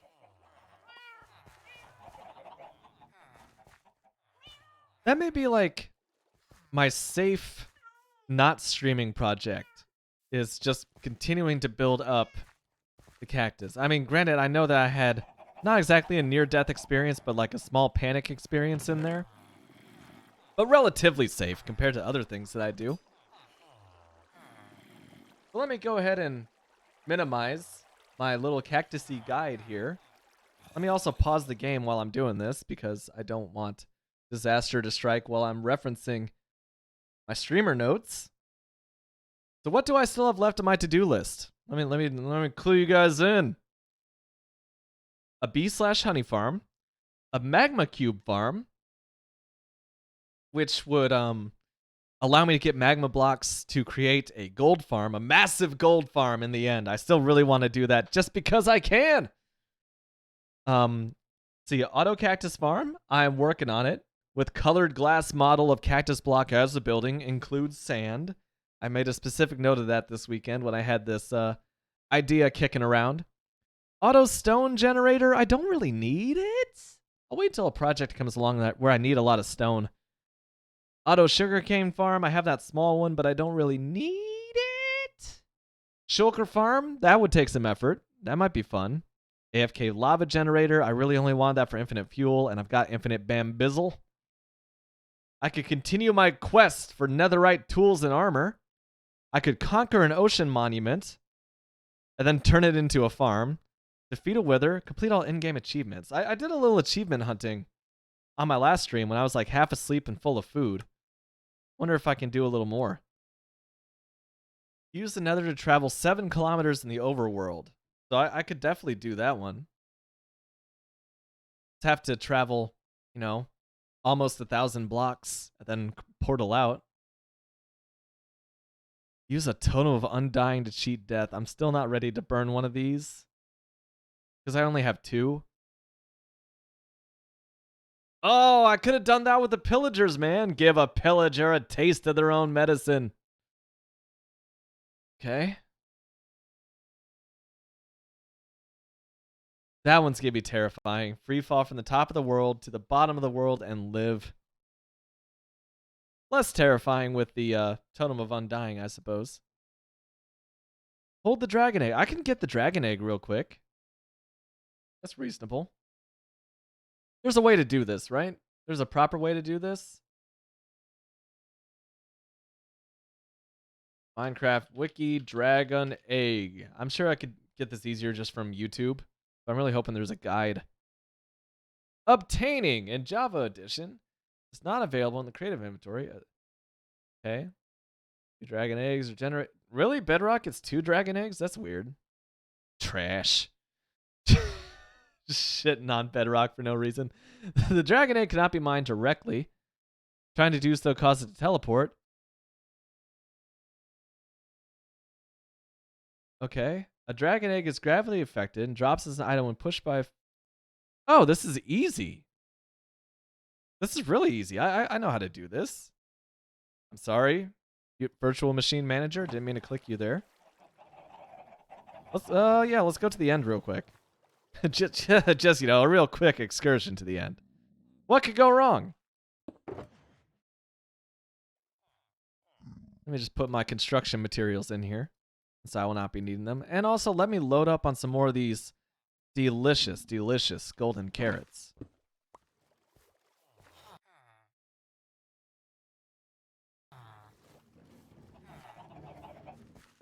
I had a whole pile of dreams last night that I can't remember. A lot of them involved, like, you know, involved hanging out with my friends. I remember that. It was just, like, good vibes, even though I was stressed. Just because I kept waking up. So I'd wake up, you know, and I'd wake up in the middle of a dream, and I couldn't quite remember the dream, and I'd, like, doze back off, and I'd start dreaming again. I had one of those nights last night. And then I woke up at 4:30, and I couldn't fall back asleep, and that was that. I began my day. Get some of these emeralds. Thank you. Thank you very much. See if we have any extras right there. All right, laddie. You know what I want from you. Give me your golden carrots. Now re-up on them. I'm walking away. Re-up on the golden carrots. Come on, buddy. Take a glance down at that. Oh, there he goes. There he goes. All right, let's see what he got. Let's see what you got. Got something for me? Oh, you are a fuck. I forgot I'm out of emeralds. Okay, here we go. Here we go. Hey, buddy. I just want some carrots. I'm still on the golden carrot thing. I have not yet switched back to steak, although the temptation's always on my mind.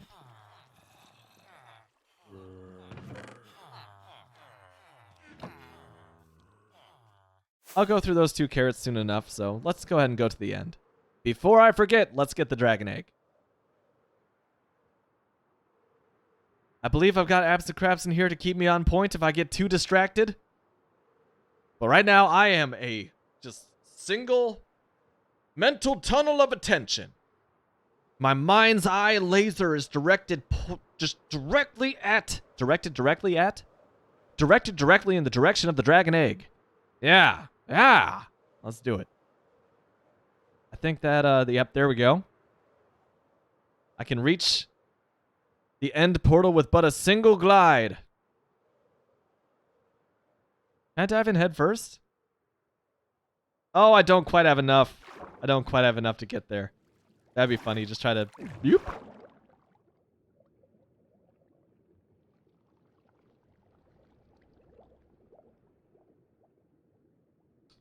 Delicious. All right.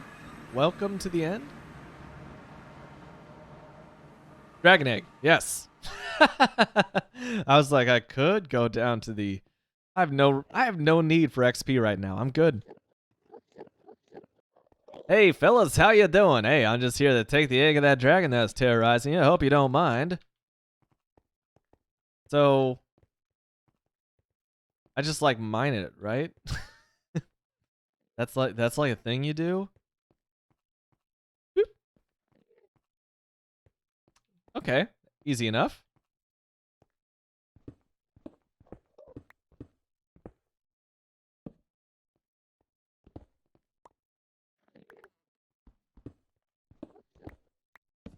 So now you can just like break it like sand, I think. Gravity affects it. There it is. Hey! Shasta McShasta has achieved the goal next generation.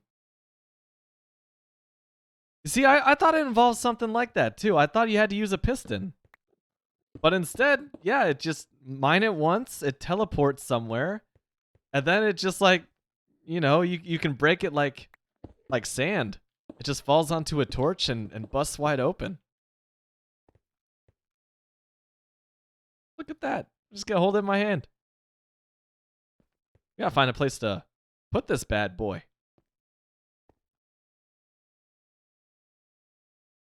What? Oh, man. All right, let's see if I can find my way home without a map. Okay, that's west. I think I'm to the northeast. So. Oh! Oh, hey, buddy. Maybe this is my chance. Okay, there's a cow right there, too, for some milk. Okay, so I just kill one of these guys, get a crossbow, and then kill a pillager with a crossbow. Did he drop one? No. Rude.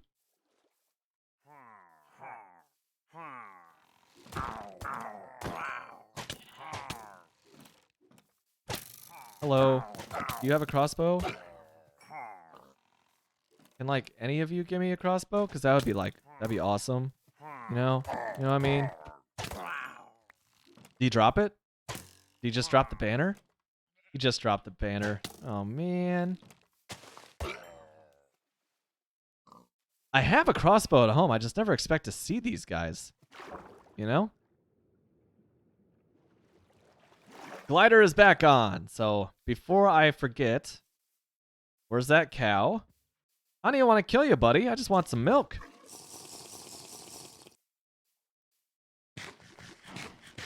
Refill the old water bucket. For what reason, I'm not 100% sure, but just in case.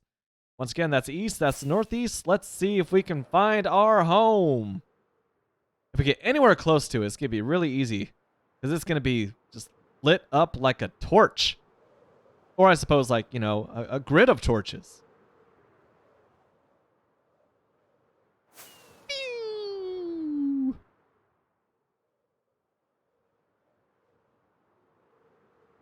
In fact, this may actually be the canyon. I think it is. This is the canyon that's near my house.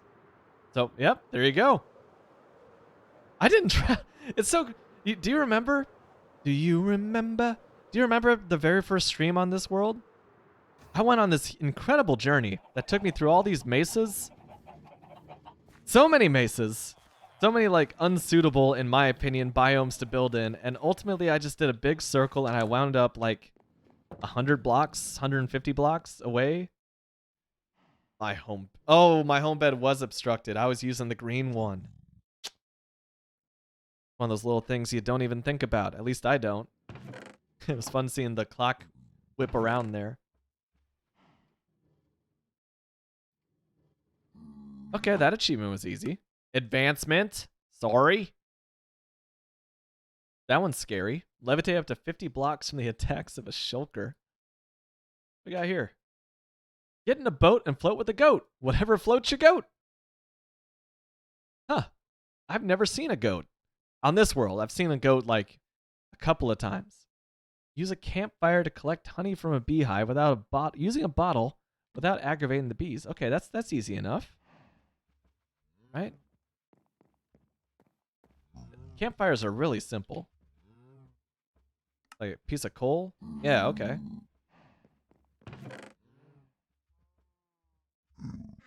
I'm not sure if I've made... I don't think I have. I don't think I've made a campfire. First time for everything. There you go. Apparently I've made a campfire before. Was it for a farm? Can't think of any farm that uses a campfire. Anyway.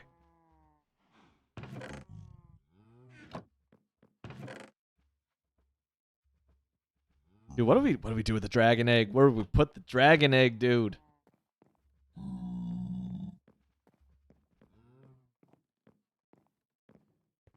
I gotta build like a display case. You know, surround it with some of my like most beloved armor or something. Put it there for now.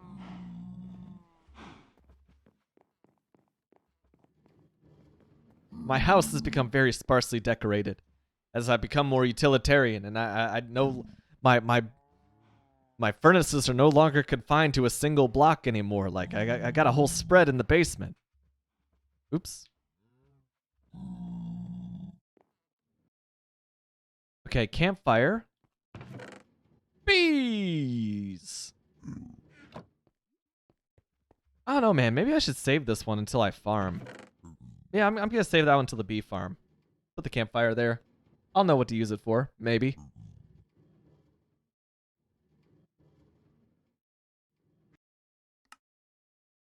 Tame all the cat variants? I've done 2. Tame an animal. I've done that. Make the text of a sign glow. Okay, that should be pretty easy. I got these. I have a sign. Do we just combine them? Or maybe you just place the sign and then you make the text glow. Let's try that. Fremont House. Okay, it was December 28th. Breaking the sign. Hopefully I can remake it.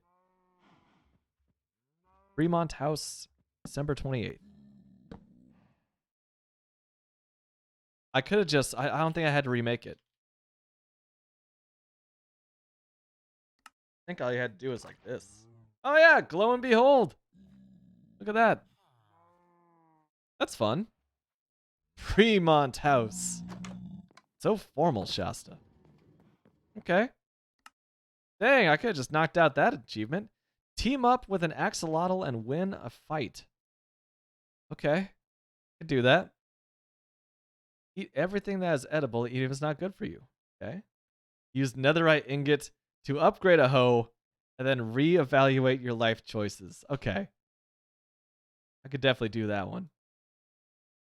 Dang, we got this one all the way through. These are just your standard Minecraft ones. It's teaching you how to go about the game. Fun. I'm doing pretty good. I can't, I'm not too surprised, I guess. Some of these are going to take a lot of work. I mean, come on. Breed all the animals, find all the biomes, tame all the cat variants, team up with the axolotl and win a fight. I feel like I could do that. Because, like, there's an axolotl over here. Just in the wild. I don't even have to use axolotl or New Year. My 3 tamed axolotls.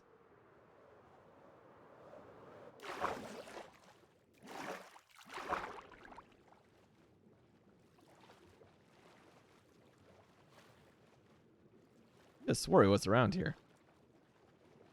I need more black ink anyway, so.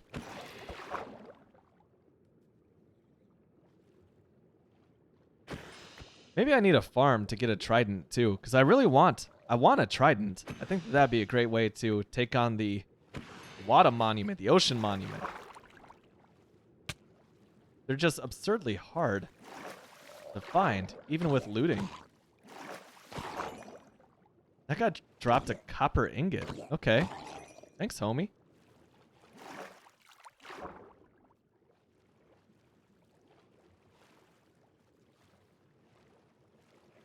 Where is the other axolotl?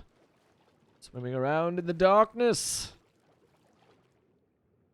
A lot of coal that I don't need. Oh, that's a good feeling. This is pretty. Get a little more kelp while I'm at it. I can make a kelp farm. Don't really have any need for it, but I could.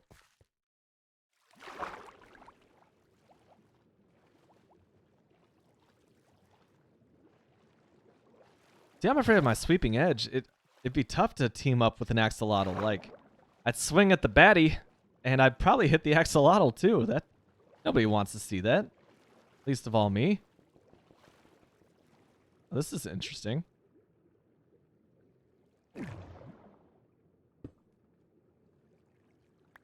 I kind of need these.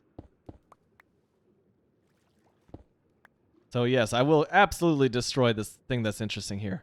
Oh, that's moss blocks. This is over by the, what do you call them? Lush Cave. Let's get punch this fish. He didn't even float off. He's just like, he's offended. Like, really, bro? You would punch a fish? That's what you do? Huh.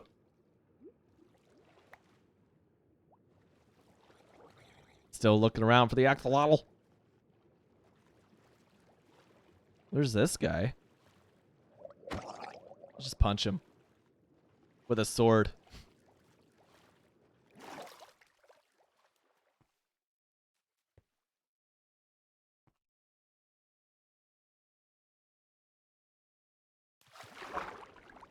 You know, maybe I should just get Axel. I think that's reasonable. Oops. Accidentally burned 2 rockets there. 2 rockets.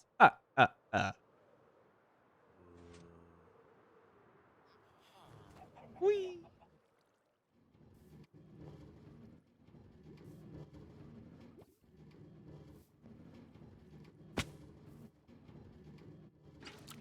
Let's go, New Year.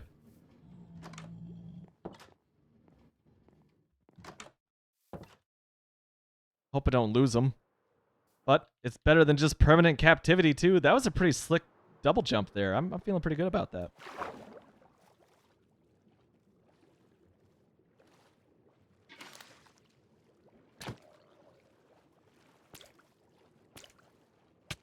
Oh!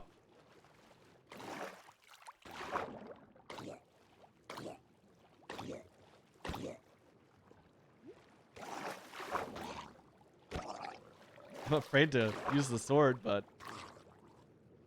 Oh, come on. No achievement?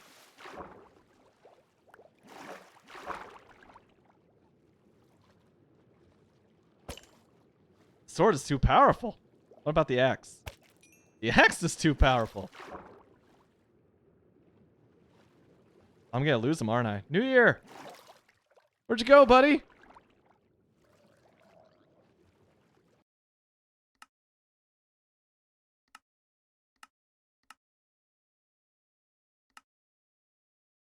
Oh, God.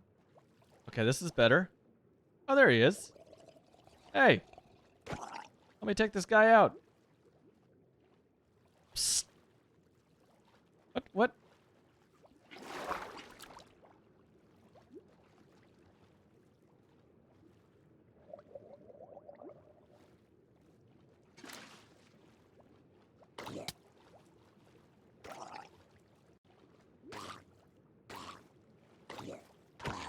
Hey!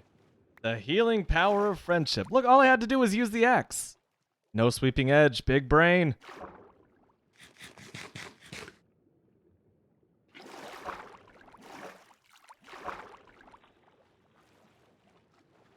Oh my god, I'm totally gonna lose him. I kind of feel like that's okay. Sweet, sweet freedom and all that. Wow. That boat's been there for a long time. Let's check this out without shaders real quick. Gotta prove to myself that it looks good without my fancy special effects.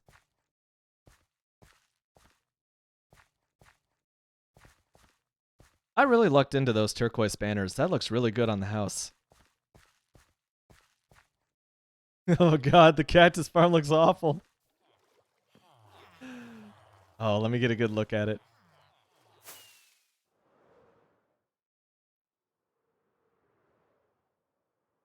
No, I like it. I like it. That is art, especially once I get that scaffolding out of the way and it's fully built. Oh, hell yeah. I'm feeling so proud. I have to AFK up there for a while, off stream, just, you know, to get the amount of cacti that I need. 24 freaking stacks, dude. We're 7 stacks of the way there, and that is it. Just about a quarter of the way to our total cactus needs.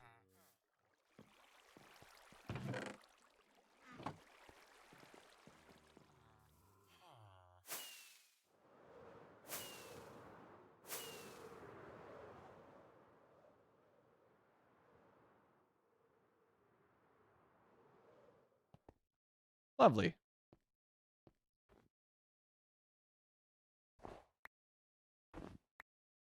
Did I just... Oh, I picked up snow, but not a snowball. I think because my Shia LaBeouf has a silk touch. That's interesting.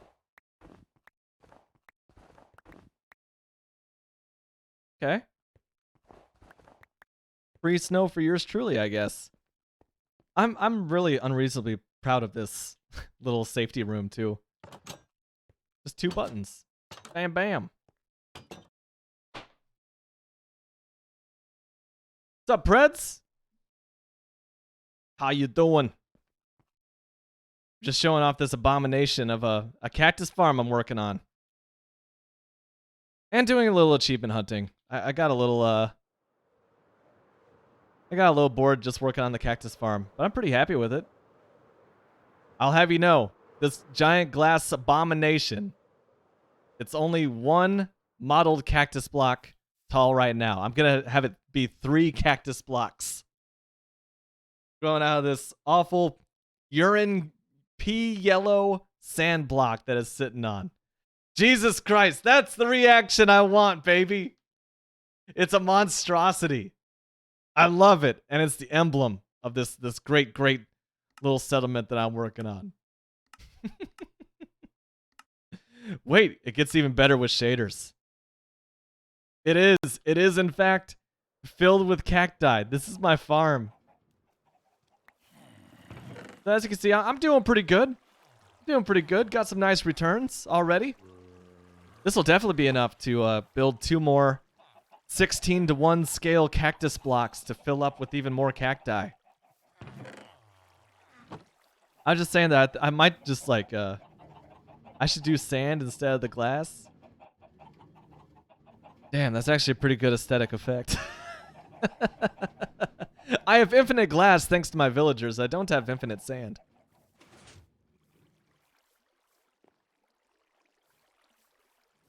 Yeah, you know, I had this glass dream in my head. You know, just like these awful blown glass sculptures that you see in antique shops, and also these very functional glass sculptures you see in head shops and gas stations. I kind of had that in mind while I was putting this together in all glass. Because, like, so many of my builds are just, like, it's not that they're boring. Like, I don't think that this is boring. It just has it's very grounded in reality. And I really wanted to build just something that was not at all grounded in reality. And I feel like this fits the bill. But also, I think that this is a case where yours and my Minecraft build tastes, like aesthetic tastes, overlap. Because that would look that would look so much better with just sand. So what I'll probably do is put like a trapdoor up right here to support all of this sand, and so allow myself to have a doorway. And oh, actually, if I do that, no, that's good. I think you're right. Don't be surprised if you come back on next stream and this is all just like an actual block of sand. Hey, I do have amethyst. Not a lot. I saw that hardened glass is a thing. It's like not transparent, I think, or like maybe it's just less transparent. I can't quite remember. Picked up the dragon egg just now. Doing a little achievement hunting. I think that like ultimately to keep me from getting bored with this world, if I'm really suffering from success, then I think that just getting all the achievements is like the true end game of this world. What's up, Thor? I might have to wind up doing the sand duplicator with the end portal. So part of me wants to build like this elaborate like dark cathedral structure around the end portal here in the overworld. But at the same time, like I really am enjoying this little experiment into farming and like villager scamming that I've been doing over the past week. If I get bored, funnily enough, there will not be Rocket League.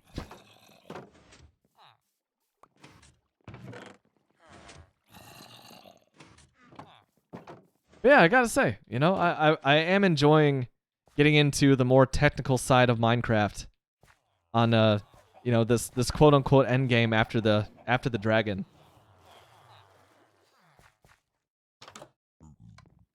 This is why I want to do emotes for the channel. This Pred's on deck. Got an emote in mind? So every time Zimba types Rocket League, I could post, yep!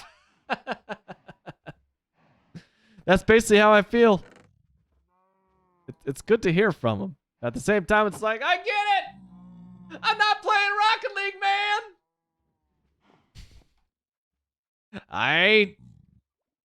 That feels good. I'm already like, I have almost as many enchants on this one stream in the past 14 minutes that I had like on my Achievement Hunter stream.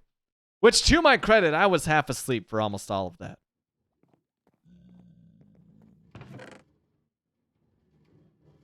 Let me just put this over here. Put this in the food chest. Raw salmon.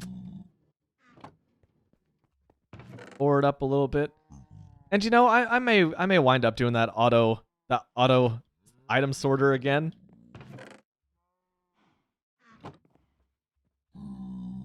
Welcome back, Micah. So after that, I got 2 whole advancements. So the next generation was the Hold the Dragon Egg. And then Glow and Behold was make the text of a sign glow. So like the sign above the door of my house here, it is now glowing. It's just like an outline around the text. It kind of looks like Impact meme font. Almost. And then I just got the Healing Power of Friendship.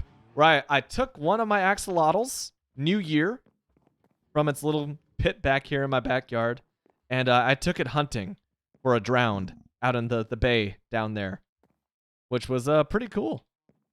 I'll never do it again, but that was pretty cool. I just get too wild with my sword swinging. Like, I would just kill any dogs or axolotls or any kind of companion that'd be with me. I swing with abandon.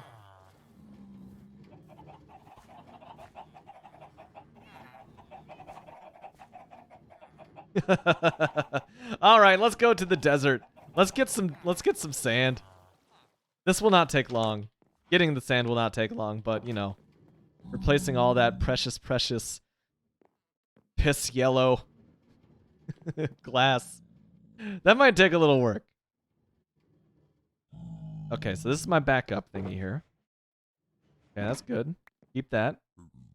This contains nothing but build materials, I believe. It does. Okay, so that can actually stay here.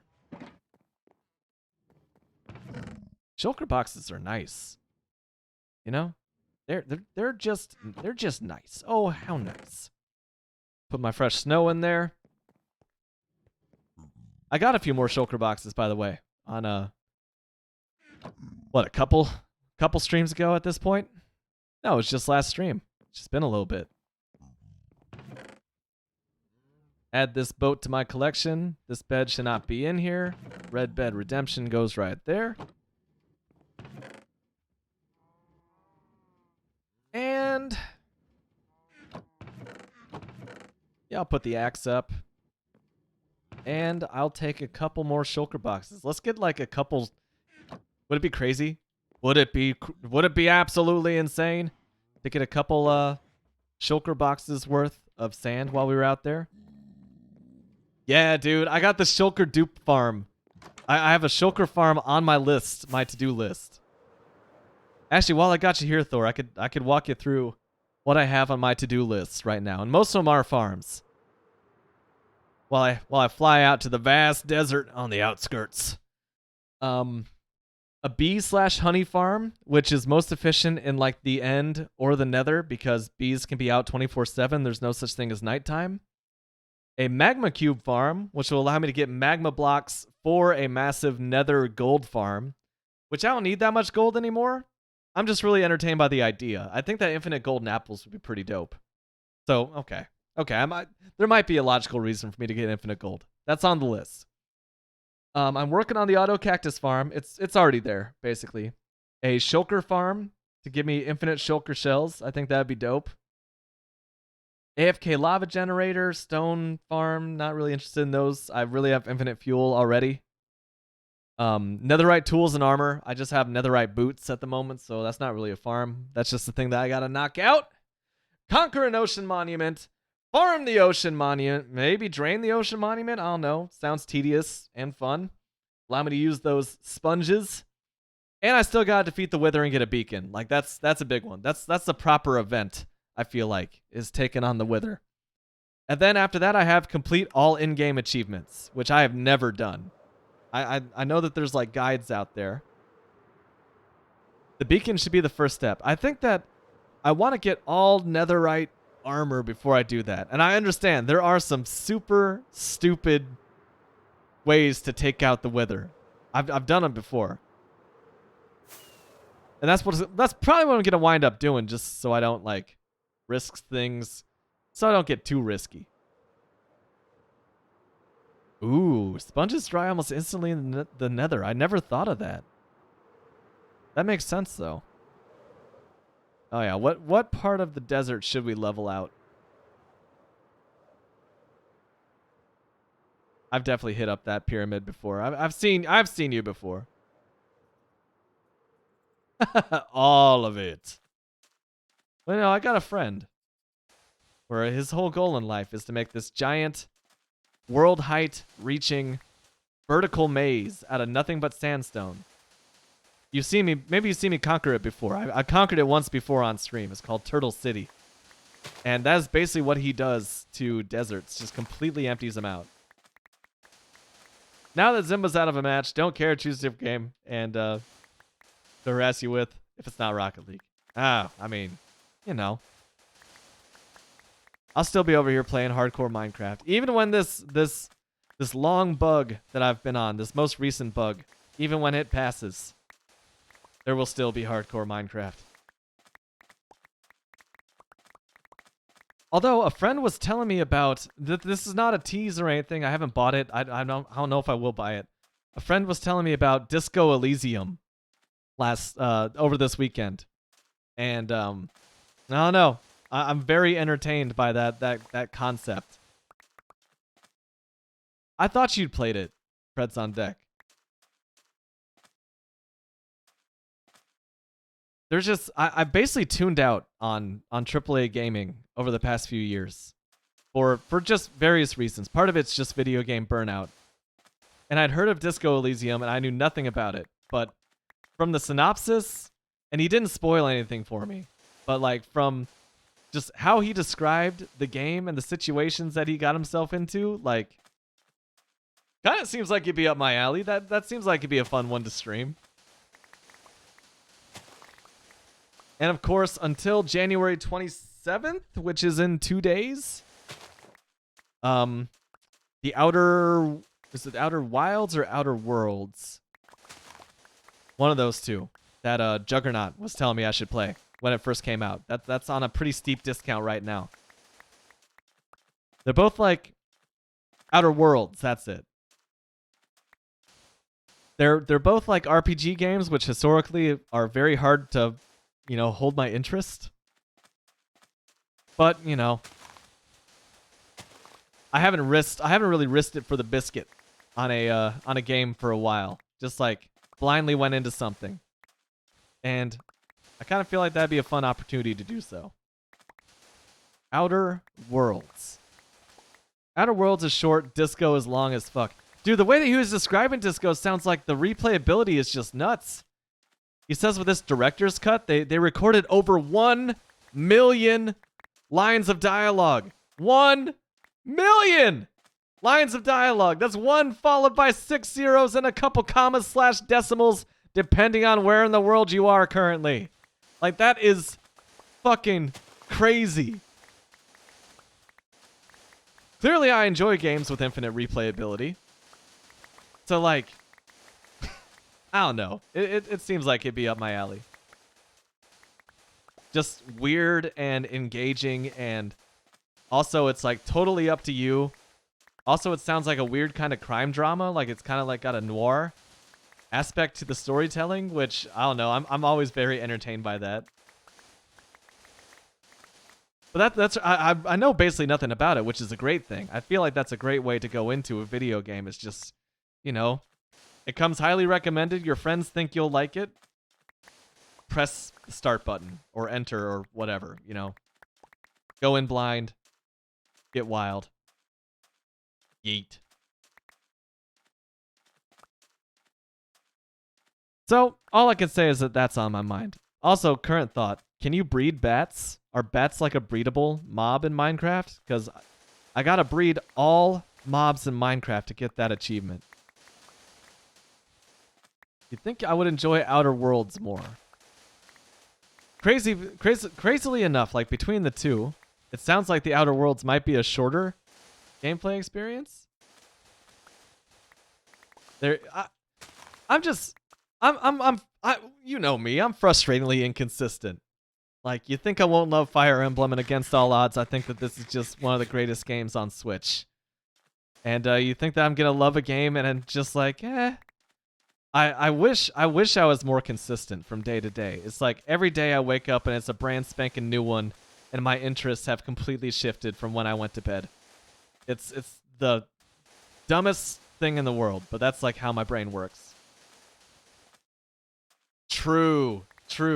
I got that deep Advance Wars Dual Strike love, and that's definitely like, Fire Emblem, Three Houses scratched that Advance Wars itch like no other game ever has since I was but a young lad with my DS in the lunchroom. Like, nothing.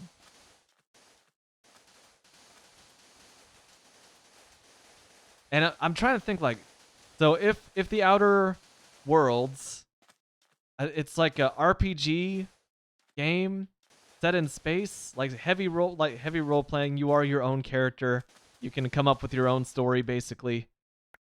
From what I understand, speaking vaguely, generally, it's Fallout but in space, and I've that's concerning a little bit because I've never finished a Fallout game. I've started Fallout 3, Fallout 4, and I've said I wasn't gonna play New Vegas until I played Fallout 3 because I'm dumb like that. And it sounds like maybe New Vegas would be like the most Fallout for me. I don't know. I think that, saying that I'm dumb like that basically sums up my predicament. I got to get over myself. Just play New Vegas. But I also love the idea of Fallout and like The Witcher and Skyrim. I love the idea of this huge open world with infinite storylines where you create your own adventure. There's just always something that holds me back. Oh, wait. This is the shulker box I want.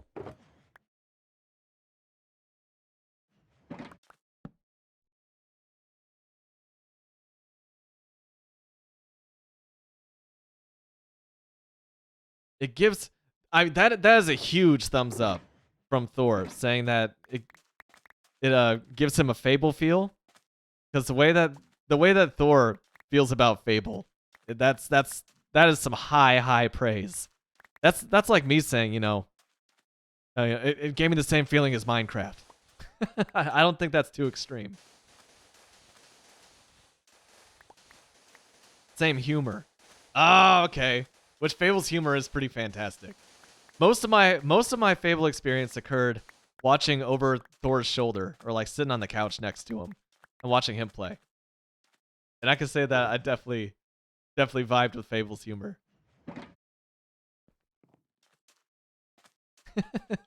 That's where I increasingly find myself anymore, Micah. But like, video games were such a huge part of my childhood and like early adulthood that I am still constantly on the hunt for a video game that still makes me feel that way. That makes me fall in love with video games all over again. Basically how this weekend's like jam session and rehearsals went, how they made me feel about music. Like, I'm always on the hunt for that video game that makes me feel like I did with, my N64 and my PlayStation 2.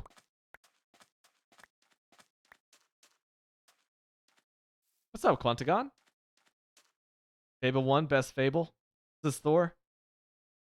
And Outer Worlds is one of Pred's favorite video games of the past 5 years. Yeah, again, that's saying something.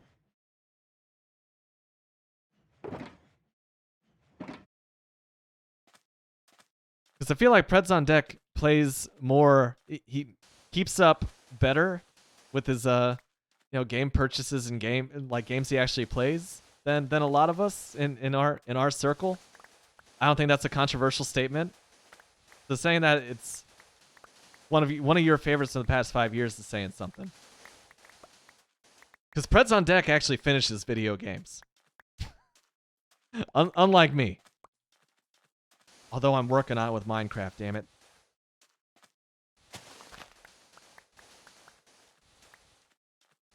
That's interesting. Fable 2 was the only video game that made Thor change his alignment mid-game from evil to good. Whoa.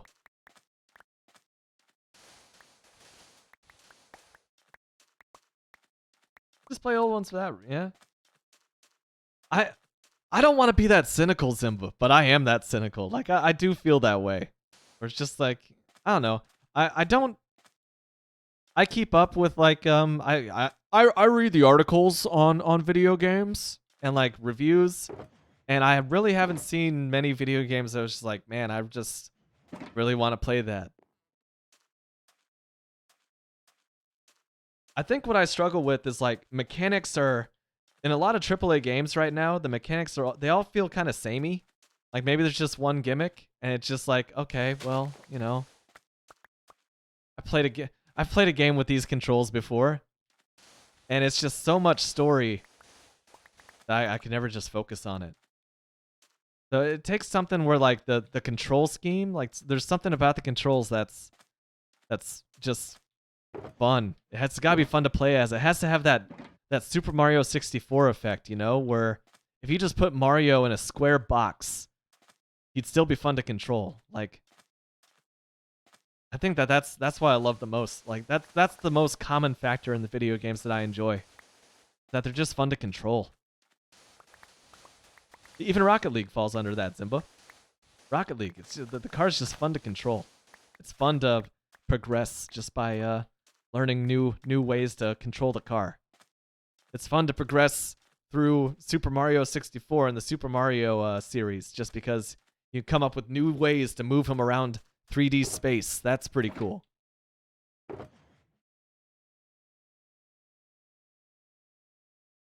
Quanticon, you know what's funny is that I love Doom 2016. Like, I actually played through Doom 2016 all the way to the last level. I didn't quite beat it. And Pred's on Deck, I actually own Celeste. I own Celeste on Switch. And I got about 4 levels into it, and then I was just like, eh. So that is actually on my my replay list. It's kind of like it's Super Meat Boy-esque kind of. It's how the impression that I got from the first couple levels. 2D, and fun to play. Fun to play. I just you know, for one reason or another, I was just like, okay, this is fun. And then it's not like it lost me. I just lost my thumb on it. Yeah, I took my thumb off, and I never tried to come back.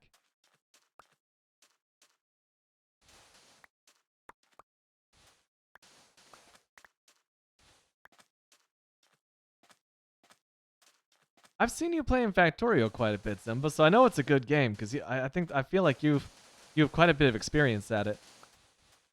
For some reason, I always get it like mixed up with Besiege. I played Besiege for the first time. My brother-in-law actually got it for me for Christmas, and Besiege is pretty fun. And it just didn't capture my interest. It was just like, okay, yeah, I see what's going on here. I need to play Besiege all the way through. I feel like that'd be a fun stream. That might be like a one and done like cluster truck, which Quanticon can remember. Quanticon says Celeste sucks. I beat all the seasides and it sucks. I feel nothing but pain while I died in those spikes. 0 out of 10. Will not play again. Too many spikes. Oh god. I didn't even get to the point of the game where there were a lot of spikes. I got to a level where I started dying regularly, and I was like, okay, I'll come back to this. I just never did.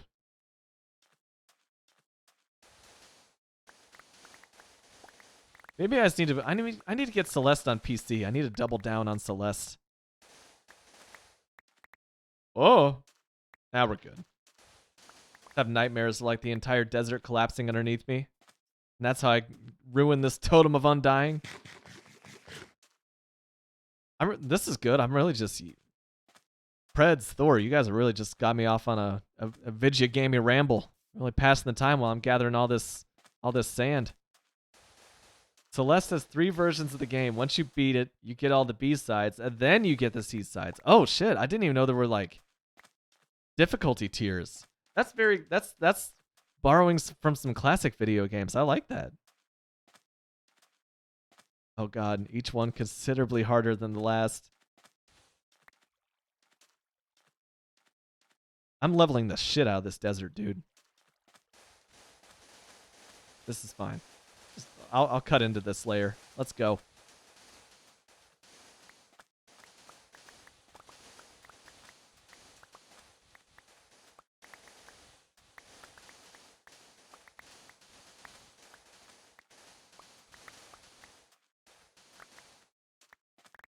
Ori and the Blind Forest might be a good intro if you don't want to stream.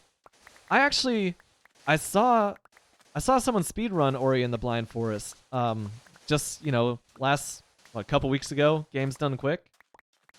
That looks like a fun game, and kind of a similar concept, like you're saying.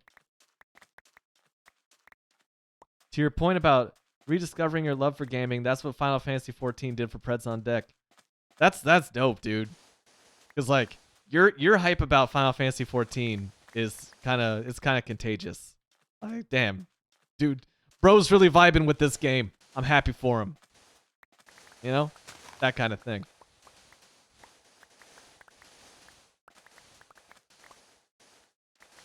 My buddy Adam, who was in town for the fencing tournament this weekend, he was actually just talking about beating Sekiro and trying to beat it on hard mode. Micah died in the tutorial area over and over for like an hour straight and just dropped it. Dude, that's how Driver won. This is a kind of a deep cut for people who, you know, didn't know me when I was 13. But Driver 1 was the same way, where Driver 1 has this badass story. Like it's great storytelling for, you know, 1996 or whatever, 1997. And almost nobody got to experience it because the first level was like a driving test in a parking garage. And if you're on very like loose suspension, and if your 4-door sedan even nicks a single wall in this parking garage, you have to start all over. And there's this laundry list of tasks that you have to compete impeccably in like 13 seconds, like an impossible amount of time. We're talking about like Patrick Mahomes level of operating under a tight time budget. And you know, I got through it legit once. I cheated when I was a kid. I used a Game Shark. Yeah, it took me until being an adult to beat Driver 1 all the way through legitimately, just because that tutorial level was just broken. So freaking ugh. Still, it bothers me thinking about it to this day. You know what's great? Like looking at these cacti and knowing that I don't have to collect them.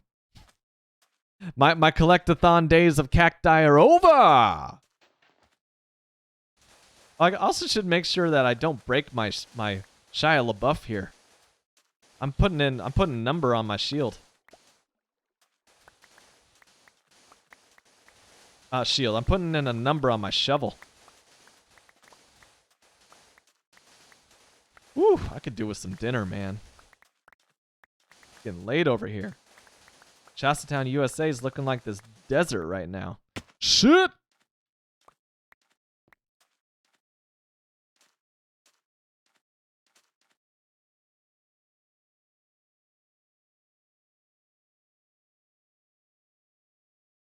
I gotta take notes of these. Gotta retry Celeste. The Outer Worlds. Yes, yes.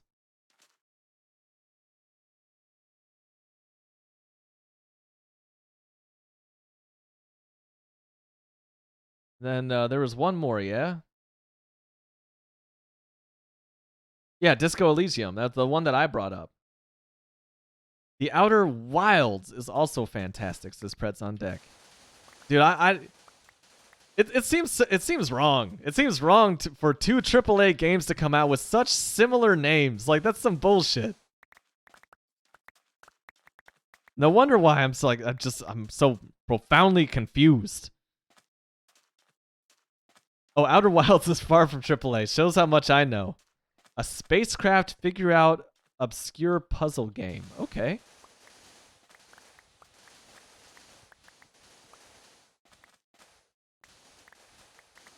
Huh.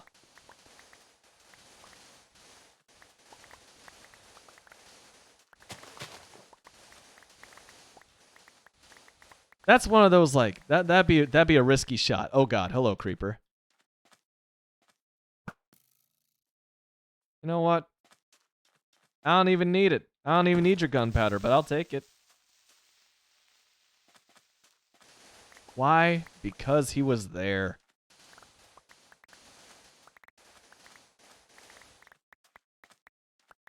I think if I'm purchasing anything, then it would probably be the Outer Worlds. And then Disco Elysium. This is like my tier list. And then I would like retry Celeste. And then, you know, something like Outer Wilds would be my long shot, you know?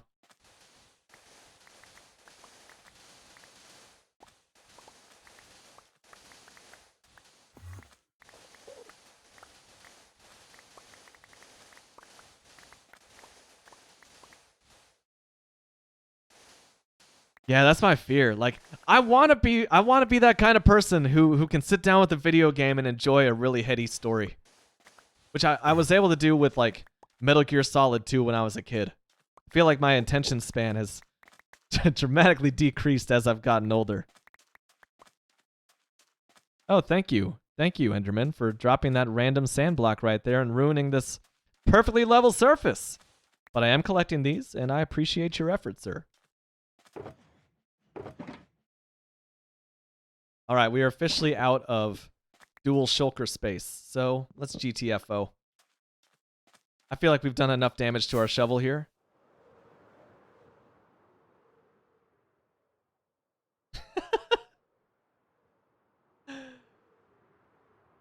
So I got... I read up until the comma, Quantagon, and I was like, oh my god, is he actually serious?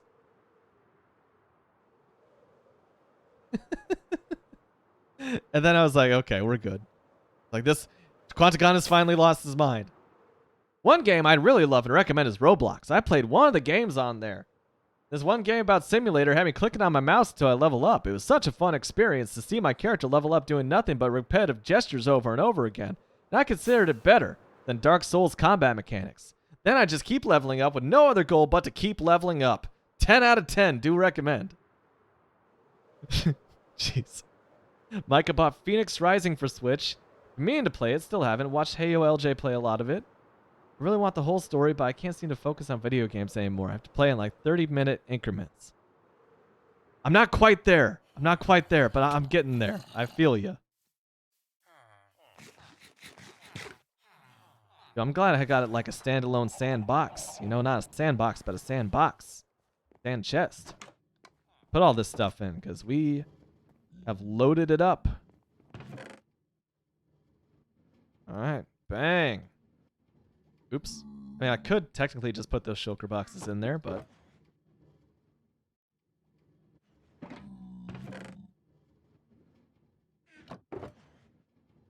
Guys, I think we might even have enough sand to make that 16 by 16 box to house my cactus farm.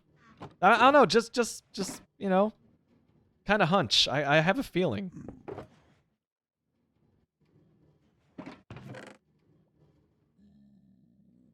Jeez, bro. Okay, I'm even taking out the alternate blocks.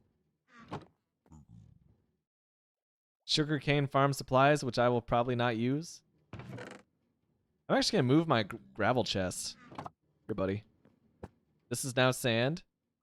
This is now the useless gravel chest.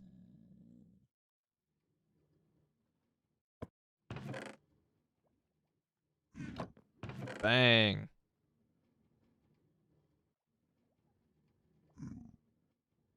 And the sandstone can go in there.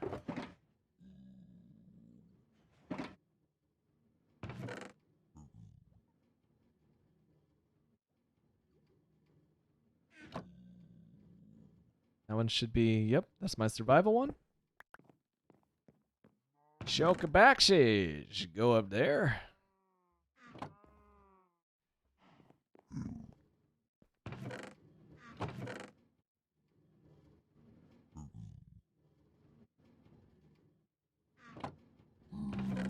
Okay. Excuse me, Philip. Yeah, you just keep mumbling moodily in your little Netflix boat there. I don't think the cactus farm, like this chunk was surely unloaded while I was gone. Yeah, not bad. 8 stacks now.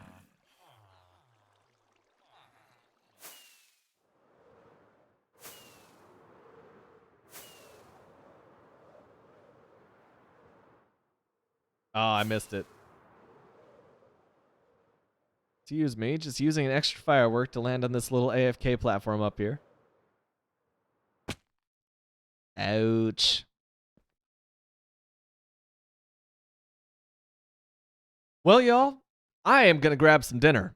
So I'd like to thank you all first and foremost for like the conversation. Chat was popping tonight, which is always appreciated. And I feel successful. Got my first 2 blocks of my ultimate 4-block high. Well, you know, 4 times 16, so 64 block high cactus farm. When am I gonna make a pillager expend his arrows and make him a member of your village? Yo, Thor, is that a thing? Oh my god, I'm leaving the stream on a revelation. That's hilarious. I kinda wanna do that. But Abs and Crabson, good to hear from you. Hope you have a good day today, since it's already Wednesday over there. And yeah, everybody, thanks for hanging out tonight. I'm the Shasta One. Got an official Shasta One Discord if you want to continue the Discord discourse over there. And regardless, I'll catch you next time on World 11 with even more hardcore Minecraft. Peace out.